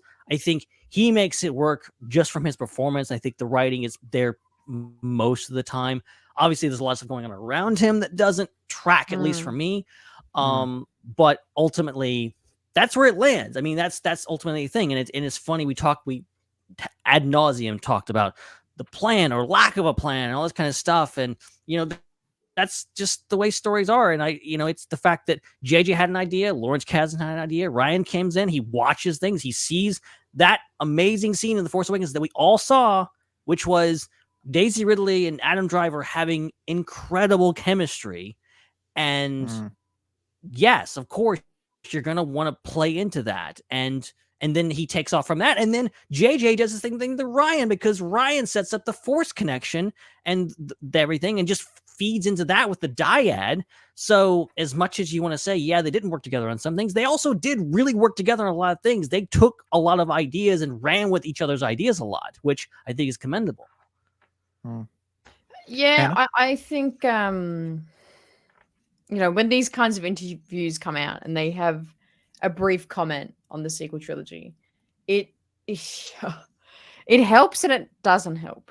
For me, it helps make sense of it, because I'm kind of the opinion there's so much I'm urged and wanting to like of the sequels, but the discrepancy between the movies is so jarring. It doesn't feel like the deeper and longer I think about the movies, the more and more I'm like, they're just not connected enough. They're just not related. It's quite a qualm for me and of them. So then when actors, he said something very similar to this, when was it, 2 years ago or something, about Rey's character and the direction of Rey's character, and they didn't know the parents and all those comments she made about that. It was like, that makes it helps it make sense of why does it feel slightly off. But then it's also like, that's really annoying. These are $1 billion movies you're making, and you couldn't. You know what it is? It's because I'm like, did they think they could? They think, oh, it's not that obvious that if we meticulously plan this, that's did they think that we would be as you meticulous about viewing this? I don't know. But yeah. I've said before, and I'll say again, I think The Force Awakens and The Last Jedi track really well together. I really, really do. I know people don't agree, and I know people that worked on The Force Awakens, some of them don't necessarily agree. But I've done the experiment of watching the two of them back to back, like one right after the other. The sort of as if they were one movie, and they track. They really, really do track. And I think probably The Force Awakens and The Rise of Skywalker track pretty well together. The disconnect comes from Last Jedi to Rise of Skywalker. Yep. That's where the disconnect is. And I have a lot of respect and a lot of time for J.J. Abrams. I really, really, really do. But I think, and I was really excited when he was coming back to do episode 9, but I think it was a mistake. We talk about them not sticking with the plan. The plan was to have 3 different directors come in and do this. And I think it was a mistake to go from 3 to 2. And if you were going to go just from 3 to 2, somebody had to make 2 movies in a row. Yeah. You can't bookend somebody else's movies like that, because the story wound up having this whiplash to it, rather than some variation on a cohesive arc. Because I do think that, Rian Johnson spent a lot of time writing The Last Jedi while The Force Awakens was being made. And Colin Trevorrow spent a lot of time writing episode 9 while The Force Awakens and The Last Jedi were being made. And so those guys were building off each other. The problem was JJ didn't want to build off of Rian Johnson as much as Rian Johnson wanted to build off J.J. Abrams, and as much as Colin Trevorrow wanted to build off Rian Johnson and J.J. Abrams. Instead, he wanted to go back to his ideas that Rian had built off of but veered away from. And so you get that weird whiplash in the final movie. Because even what Driver says about Kylo's arc and him just getting darker as the trilogy goes on, that's there. There is a reading of Last Jedi that is very much that he is maybe a little bit conflicted through the middle of it, but after him and Rey team up to take out the Praetorian Guards and take out Snoke, he turns against her. He wants her to join him on the dark side. He doesn't want to go to the light. There is a reading of The Last Jedi where Kylo Ren, the light is completely gone from Kylo Ren after that moment when they split the Skywalker saber in two. Because when he descends on Crate, I want every gun we have to fire on that man. March forward, show no mercy. Like this is a bad dude. This is an evil character. And I know, now with the full context of the story, we look at those scenes a little bit differently, knowing where it goes in Rise of Skywalker. But there's absolutely a version of that that's exactly what Driver expected. And again, because I do think Ryan was building off of what JJ did in really interesting and impactful ways. It's just JJ didn't follow suit. He tried to revert course to some other ideas that he had that couldn't really work in the story as it had been told up until that point without massive turns. And there's a such thing as internal building versus external building. Like, yes, definitely Ryan built externally off of, like, if you watch the movies they track together, I think the issue came from the fact that even if JJ wasn't the original concept for the person to be directing the last film and being a part of writing it, they could have at least asked him, like, okay, based on the story that you've told in The Force Awakens, what is the definitive direction that all of this is going in? Like, what makes sense for the characterizations that you have for things to go in, so that then when going back, when people see the second and third movie, they all kind of fit together to a Bible-like concept of like where everything's going. Then Ryan could have at least maybe not only built off of it, but set up as well. Because I think the issue is, I don't blame Ryan for not setting up for episode 9, because one, if he was, that movie didn't happen because that was a different movie. And then two, he might not have been asked to and not been given any direction as to, here's what you need to keep in mind could happen, probably is going to happen next. I think he was just told either, here are the concepts for the movie that didn't happen, or just do whatever you want and we'll figure it out. And I think that was the kind of big mistake, because it set him up for failure that's very unfair to him, because now people blame him for discrepancies when there's really not. I don't think he could have done a better job. There's nothing more he could have done given the circumstances that he was in. So then you also set up the future person for a little bit of failure, because now all of a sudden they're coming in and they have to decide, how to wrap things up. And if you bring in people that worked on the first movie and not the second one, they might have some internal concepts of where things should go that are different than externally how you would read things if you're just looking at it and what was on screen. Yeah. And that's why I think they should have stuck to the original plan of having a third person come in and make it. And ideally, look, I'm not overly sad that Colin Trevorrow didn't get to make a Star Wars movie. I'm not a huge fan of his work. But dude did spend years writing his movie. It didn't wind up happening. It didn't wind up being what Lucasfilm wanted. It didn't wind up being all that good.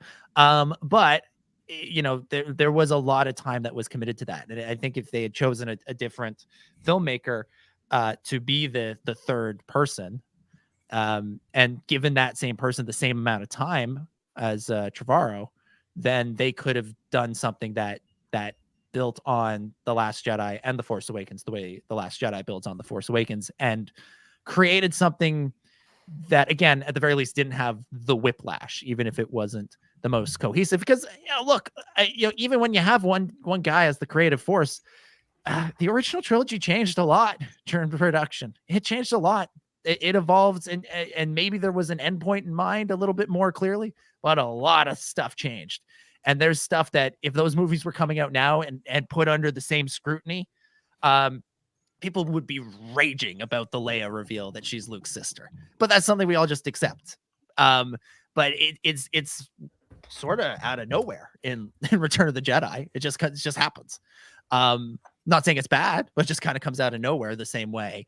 Some stuff in Rise of Skywalker comes out of nowhere. So these things evolve, these things change as they go. That's inevitable. But I think if you have a conceptual idea like a trilogy of 3 different visions, stick to that and commit to that for better or for worse. Anywho, ultimately, where I land on this is like, it's like I like the idea and concept of just like, yeah, let's commit to he's the reverse Vader. It begins kind of good and then ends just pure bad and he dies. Like that would have been interesting, but I do worry about like I like what we got because ultimately it fits with the mythology and the messaging and the themes of Star Wars that you still like. I think I would have a hard time with like things of like, yeah, okay, Leia and Han and all these people died and this is the grandson of Darth Vader and he just went evil and got more evil and died. Like that would have sucked. Like I like that. That's the one part of Rise of Skywalker I think they got right, except for the whole Ben Solo dying in the end of that, which I definitely would have changed. It fits better with I think the message, the overall message of Star Wars. So I'm glad it changed in the end. I just also wish it could have been better. Yeah. Can I just want to say about this interview with Adam Driver. If you haven't seen the whole thing, because I know that like 1 minute clip of it that we're talking about has been everywhere. The full interview is worth tracking down. Because a lot of it is not about Star Wars, but the Star Wars stuff goes on for a lot longer. It's maybe not as sort of shocking as this, but it's a fun, good interview. And I've watched a lot of Adam Driver interviews over the years. This is probably the best one. He seems relaxed. He seems laid back. He seems chill, and he seems willing to talk about stuff that he doesn't always want to. So it's worth checking out at least the sort of the 10 minutes or so of the Rich Eisen show where he talks about Star Wars extensively. It's really, really good. And I credit Rich Eisen for, creating a situation where Driver was willing to open up the way he did. Rich Eisen's a very talented individual, and he's great because he bridges pop culture and sports in a way that a lot of people can't. Mm-hmm. And so anytime he's interviewing anybody, if I have the time to watch it, obviously he interviews people all day long, so I can't watch it. But if Rich Eisen's interview makes it cross my timeline, I will watch. Yeah, it's very interesting. Yeah, it's great. All right, what else we got? Let's go to the super chats. Let's go to Ask the SWU. I know Joel has been just depositing a blank check in our account with super chats this week, so we better get to some of those. We will start with this one from Joel saying, okay, what are some similarities and differences between John and Dave as showrunners and writers? Strengths, weaknesses, all that good stuff. How much time we got? I think here's what I'll say. I think Dave Filoni has a really great handle on the thematic side of Star Wars and the big picture storytelling side of Star Wars. I think Jon Favreau has a really great handle on the wackier, zanier side of Star Wars. And I think when each of them is allowed to focus on that, then they thrive. And their weaknesses start to show when they try to do too much of the other thing. So Favreau in season 3 of Mando tried to do too much of a big storyline with big thematic ideas, and the season suffered for it. I think he's better off doing episodes like the Jack Black Lizzo episode. I think that's where his strengths lie. Filoni, I think his strengths lie with stuff that's more like Ahsoka. And when he tried to do that weird one-off episode in season 1 of Mandalorian, the one on Tatooine, that was kind of maybe not his strongest moment. So that's where I'll put that. I think Dave is a better writer and John's a better director. There you go. That's my breakdown. Anyone else? No, I agree with Yeah. that. Dave is an amazing writer, and anything that says written by Dave Filoni is automatically good. I can't think of one thing that is said written by Dave Filoni on it that I did not like. So, 100% sign on that one. All right. Yeah. I just ultimately think they work well together. I think I want to see I've seen holes start to pop up when I've seen them separate. And even with Ahsoka, maybe it would have maybe things would have been a little bit better if John had been at least, in the corner. And I think Mandalorian was better when it felt like Dave had a presence in that show. Then he was active in maybe looking over John's shoulder and when he was writing and, doing a lot of stuff there. So I think they work well together. I think they complement each other because they do both have weaknesses and strengths that perhaps are different from each other. Yeah. Yeah, I couldn't unmute quick enough. Oh my goodness, that was really intense. Oh my god, sorry. So, yeah, your comment before, Dom was. I agree with that. I think John's the better writer. No, absolutely not. Dave's the better writer, and John is the better director. If anything, I'm quite actively against John's writing. I'm quite actively not a fan of him writing in Star Wars. So yeah. It's interesting. Yeah, he I think both of them would benefit from a writer's room, but especially Favreau. He has good ideas, but man, that's like the dude writes one draft and then submits it and everybody just rolls with it. And he needs several rewrites on most things. Next up from Joel, thoughts on the Phineas and Ferb Star Wars special. Did you guys watch this on Discord or something, Ben? Yes, we did. That's when I first saw it, and it's amazing. Oh. All right, there you go. Chris, you enjoyed it? Yeah, I enjoyed it. I didn't watch it with y'all recently, but I watched it when it first came out.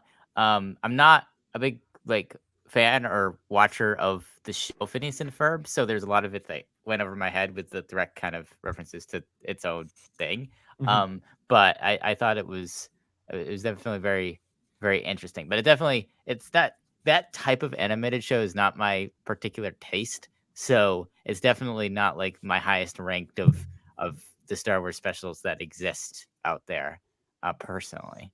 But I thought it was well constructed for anyone whose tastes would be in that type of storytelling.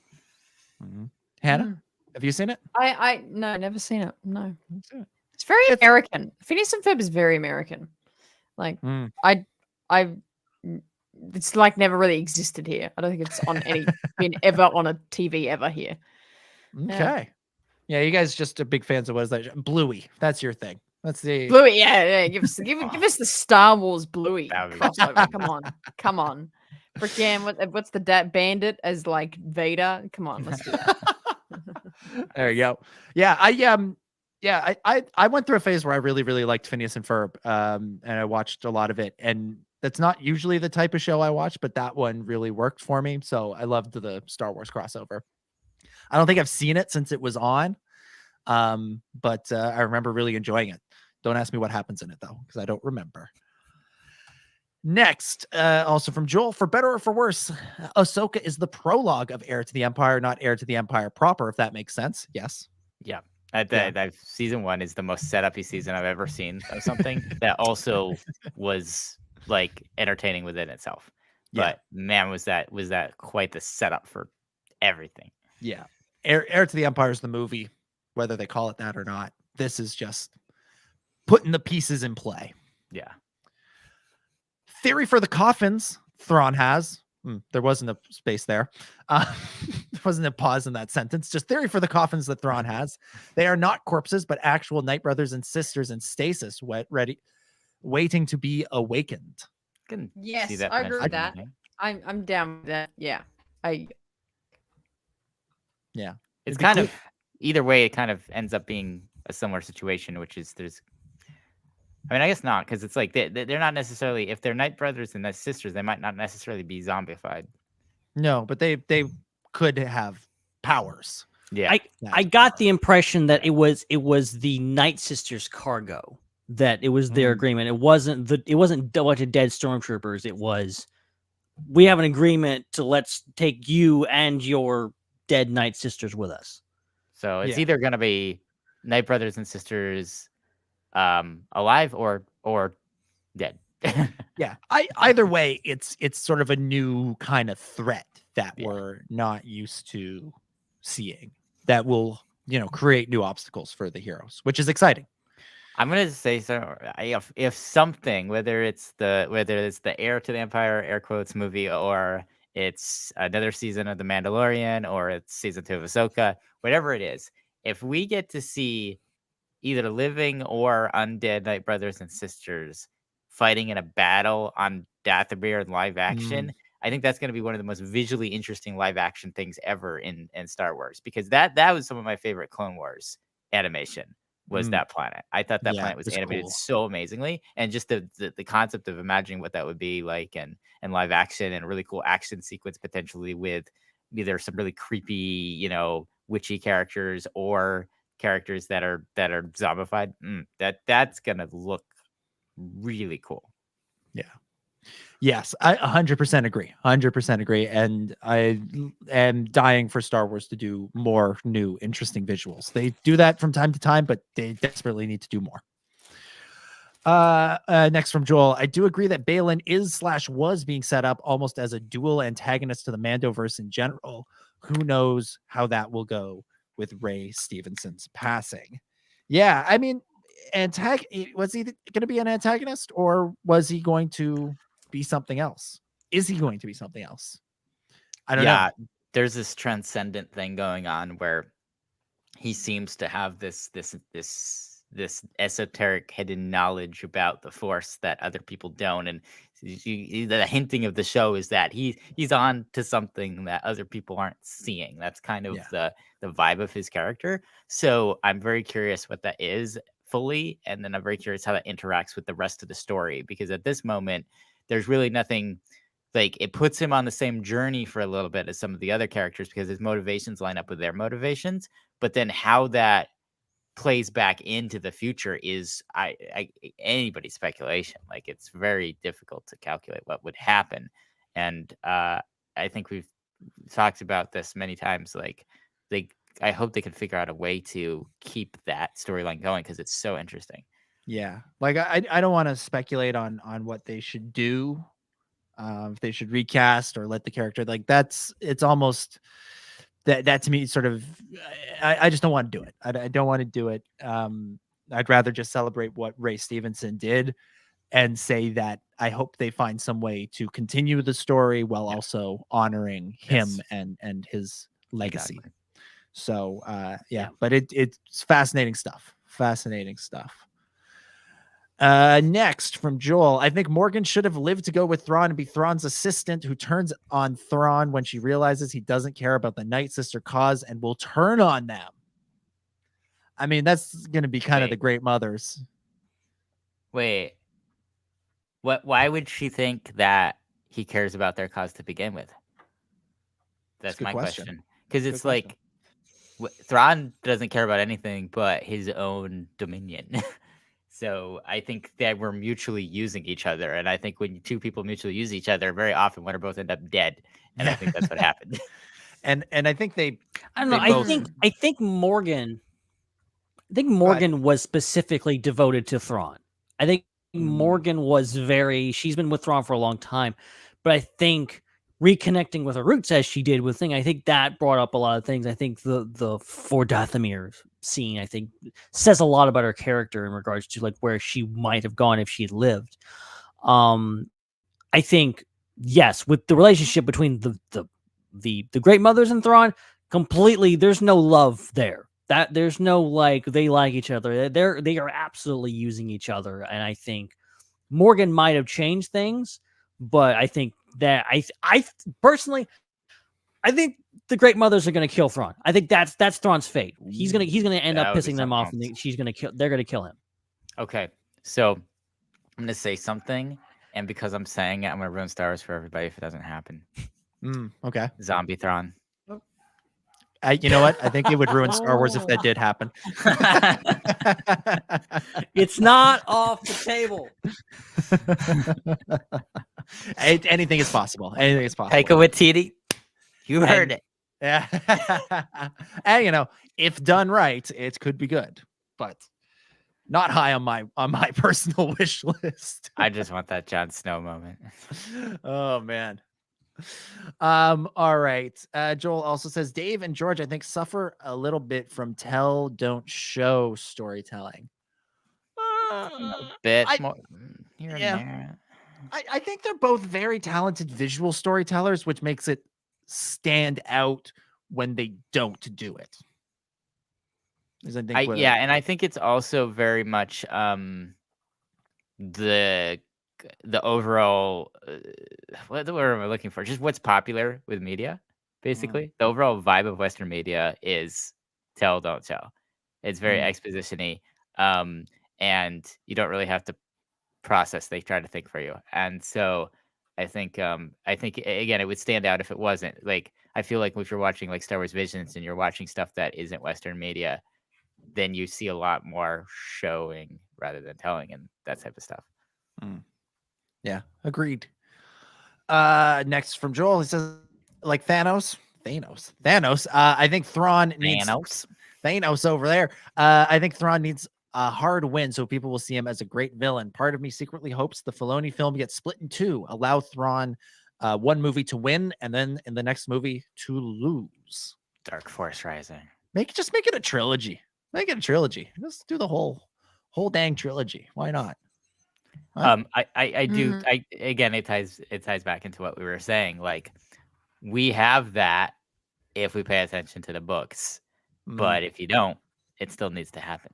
Yeah, it needs to happen on screen. It does. Exactly. Next, Joel says Star Wars has always sort of had a hereditary nature of the Force since day one, since Luke wanted to be a Jedi like his father since 1977. I don't think that's necessarily inherent to the Force. I think that's somebody who never knew their father, was only ever being told stories of what he was like, wanting to emulate him, and sort of a hero worship thing going on. I think you see it in a lot of stories like it where, you know, characters are inspired by a member of their family to want to be like them, or do the same job as them, but without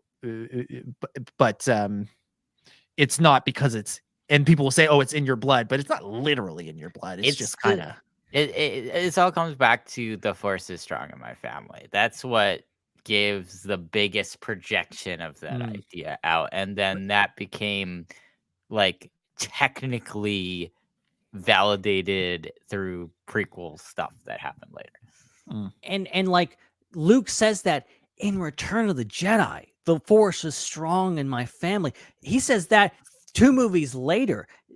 Obi-Wan doesn't come to Luke and say, the Force is strong in your family, this is why you should become a Jedi. He's just like telling him his life story. And I think it's almost presented almost as like this, like, oh, my father literally fought in the war. He was a soldier, so I want to be like my dad. Like, that's basically, it's not that he has the power because his dad had the power. It's just something he wants to do because he wants to follow in his father's footsteps. It's not until later, again, we were talking about earlier with the movies kind of recontextualizing things, the original trilogy kind of not totally jiving with each other all the time.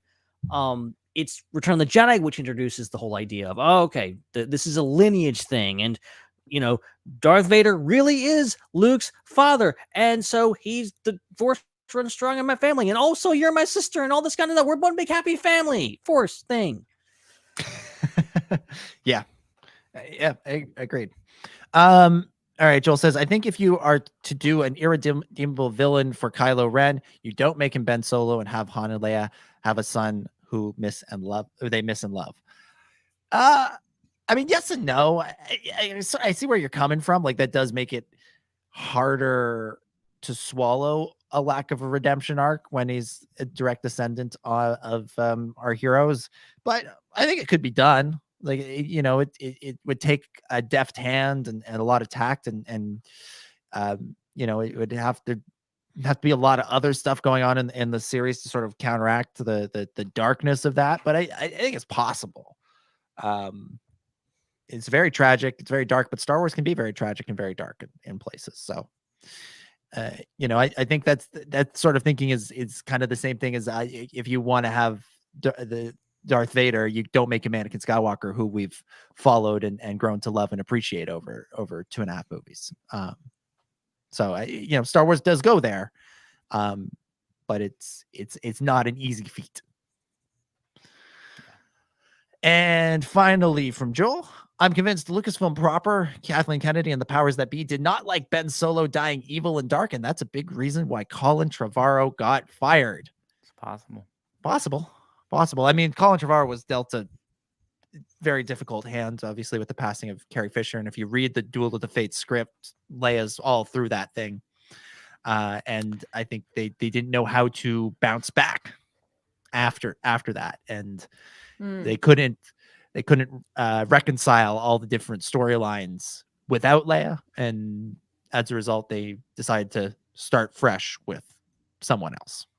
Brought in and JJ. Also it obviously influenced how JJ and Chris Terrio wrote Rise of Skywalker, of just like, there's only so much we can do.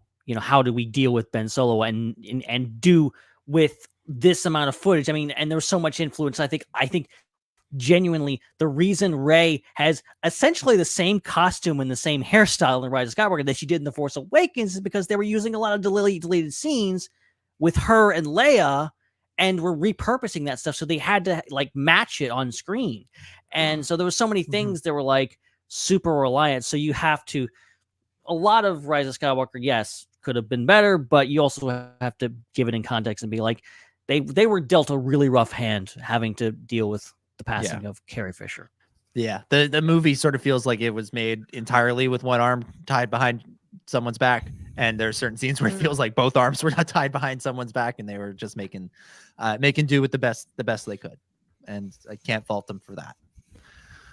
All right, let's go to the Discord. We got one from the Discord this week. This comes from Vlad Sander, who says, here's my question. With the loss of Ray Stevenson, may he rest in peace, do you think that the story arc of Balin should be continued and recast, or should the character be retired to honor the actor? Also, secondary question, do you think or suspect that the upcoming Skeleton Crew show will be the vehicle through which Ahsoka and Sabine return to the standard Star Wars galaxy? We've touched on the Ray Stevenson thing. Like I said, I don't really want to speculate on that, just because there's no good answer. There's no right answer. There's no wrong answer. It's just a tough situation, and it sucks. And at the end of the day, this is a human being that died, and people knew and liked and loved this person. So it's not our job to figure it out. Let the people who are paid figure that one out. So I'm sorry not to answer that question, but that's where I'm coming from, at least. As for Skeleton Crew being the vehicle through which Ahsoka and Sabine come back to the galaxy, this rumored year-long delay of the show suggests to me that significant changes are coming to it. And the longer we go without an announcement of season 2 of Ahsoka, the more I feel like this is a possibility. Not a strong one, not a big one. And Skeleton Crew is probably the toughest show to do reshoots on because it involves kids, and kids grow up. There's some scenes in Phantom Menace where Jake Lloyd is obviously like a year older, and they have to do trickery with the lighting and stuff to hide the fact that he's a child who aged. So it'd be tough to really change it in a big way like that. But I mean, if Disney says we're not giving you the money for season 2, you got to figure out how to tell these stories in the stuff we've already greenlit for you, which is the movie, Mando 4, and Skeleton Crew. Maybe. I don't know. They're kind of unpredictable with how they judge how well their shows are doing. Sometimes, like it's hard because Mando season 1 was like a worldwide, multi-country culture phenomenon that just like exploded. And they didn't expect that. But then they kind of expected that for every show to come after it. And that didn't happen. And so they kind of, I have this weird thing is like they're trying to figure out what the scale to continue things on. What is that? Is it just the stats? Is it the number of eyes that have watched this show? Is it the some sort of cultural measurement that they can take of this show? Is it the scale of positivity or negativity that the show receives? That's why they will cancel or stop something. It's really interesting. But I would be very surprised if you take note of the general consensus this show being, even though there's, I think, technical issues with Ahsoka season 1, I would be very surprised that they wouldn't do a season 2 in terms of it's quite overt people loving this show. And in terms of the previous stuff, like Andor was pretty well loved. Well, kind of. But then Mando 3 being received weirdly, and then Book of Boba Fett wasn't like everyone was. Am I canceling out Bet? What do you mean? Wait, what? You're kind of choppy. My mic. Yeah, you're getting choppy. You're missing about 10% of words. Yeah. I know what you're saying though. Why is no one saying anything? I don't know. We're getting the key. I know the gist of what you're saying. This is once in a while a word will drop, and I'll have to figure out what it was. Okay. Some guesswork. That's so funny. Okay.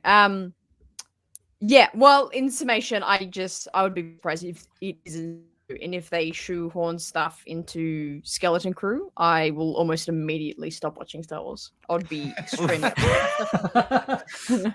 I think they hopefully they learn their lesson with Book of Boba Fett that doesn't really come off super well when you do stuff like that. And I'm really excited for Skeleton Crew, and one of the reasons why I'm excited for it is it seems to be kind of separated from the rest of the Mandoverse. Like the concept for the show, at no point did anyone say this is going to tie in to what we've already seen. It's been presented so far as a show that's just kind of separate and about characters and kind of more character based, and I'm excited for a show like that because most of Star Wars ties into other Star Wars very directly and has to do certain things and serve a certain overall plot. And so this would just all of a sudden just turn the show into what everything else is, and it takes away one of the things that's special about it.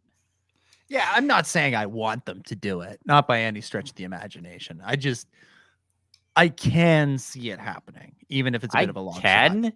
But hopefully they've learned their lesson and they don't do that again. Well, that was one of the things that I've loved about Ahsoka is the fact that it has been mostly a show that stood on its own, that wasn't about the connections. Even though we all know I love connections. I know I love connections. I think I'm a little. What are you? I wasn't expecting you to go there too. There's a show. The show is more about connections than anything else. I think if there's one show that you should not watch as your first Star Wars show, it's Ahsoka.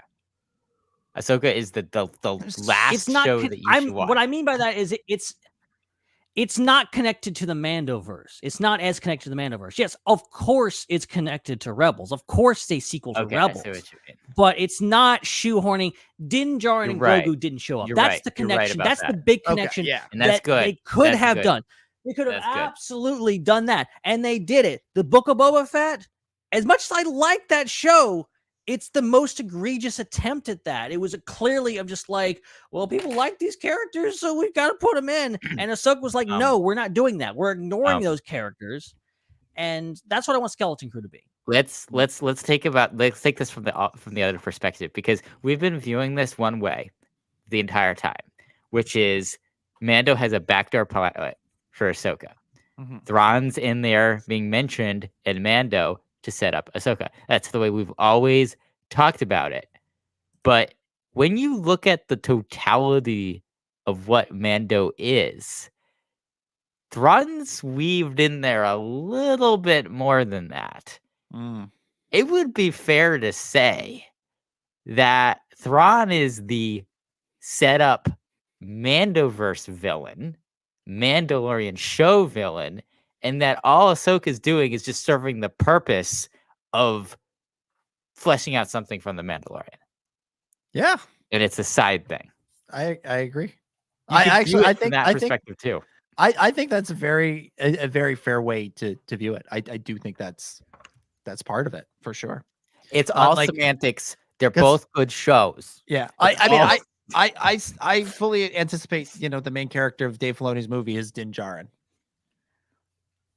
And maybe that's what Sabine I'm expecting. is sort of the co-lead, but No.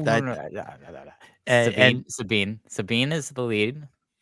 Sabine, going full into her force powers, is the lead. Then it's going to show you the circumstances in which Finn was born. Okay, interesting. All right. That will lead into the Rey movie, which is about Finn. Sure. Yeah. Being why trained not? by Rey on how to be a Jedi. Okay. Sure. Yeah. Why not? Stranger things have happened. All right. I think with that, we can begin to wrap things up for this week. All right. Thank you, everybody, so much for watching and listening to the show. We'll be back same time, same place next week, I think. Yes. It is holidays. Yeah. But it's just early enough that I think we will squeeze in another show. So that time is 6 Pacific, 9 p.m. Eastern, and that place is on Thursdays, and that place is YouTube. Make sure you follow us on social media at the SWU as well, so you don't miss any updates about programming and all the other great stuff that we post. Dominic, thank you so much for hosting tonight. It was my pleasure. As always, great fun getting into this finale, this surprisingly controversial finale on this show, at least. Or maybe not controversial, but divisive. I don't know what the word is. It was an interesting discussion. It's the most 1v3, that's what it was. It's the most contentious discussion I think we've had of the over the course of the Ahsoka breakdowns, but still it was a lot of fun. It was a lot of fun to finally wrap up talking about Ahsoka in this way. And I'm still bummed we couldn't do it while the show was airing, but I kind of like doing it this way and having the full picture in our minds as we talk through the episode. So it was a lot of fun. Really looking forward to coming back next week and talk about whatever we're going to talk about next week. And I will quickly plug that there is finally more coming from Hoth off the press. There's a new post that is out and another one that will drop either tomorrow or Saturday, because it's 95% done. I just don't know when I'll have the time to do the last 5% of the editing. But posts are going to be coming fast and furious for the next few weeks at the very least. So subscribe to that, DominicGJones.substack.com, or just search for Hoth Off the Press and subscribe and read the things I've been writing. So there it is. All right, great show. Can't wait to do this again in 7 days' time. Who's the bloke who took DominicJones.substack.com?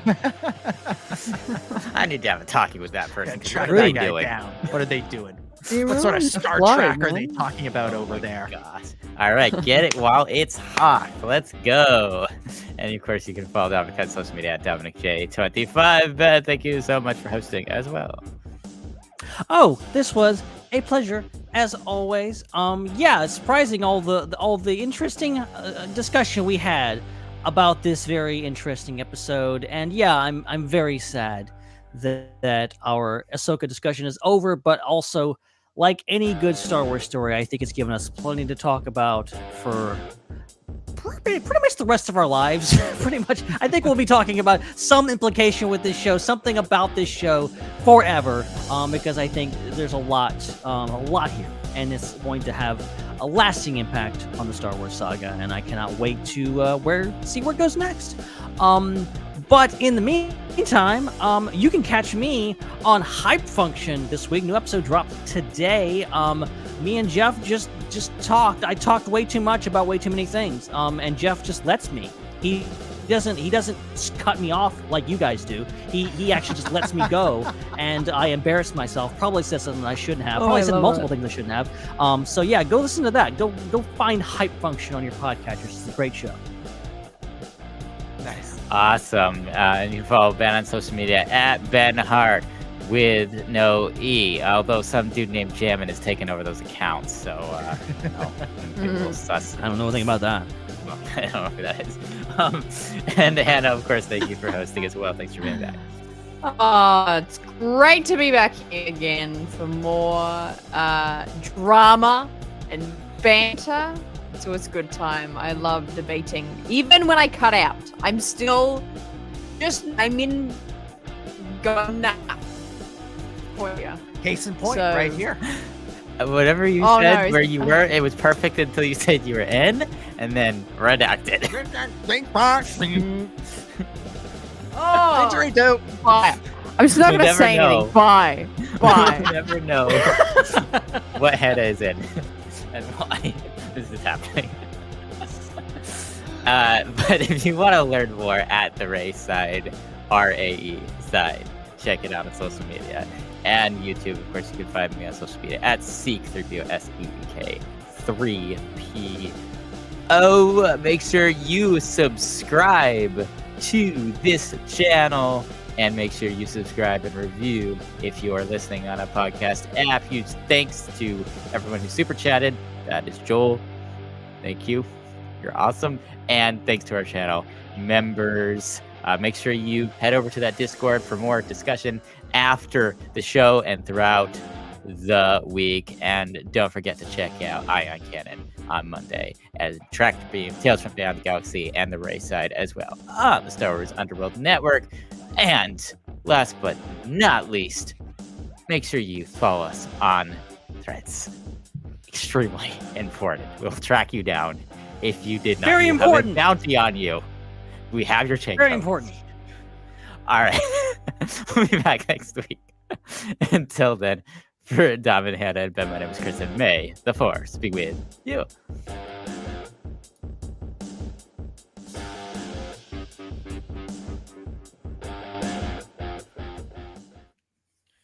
It's a wrap. Follow us on Threads.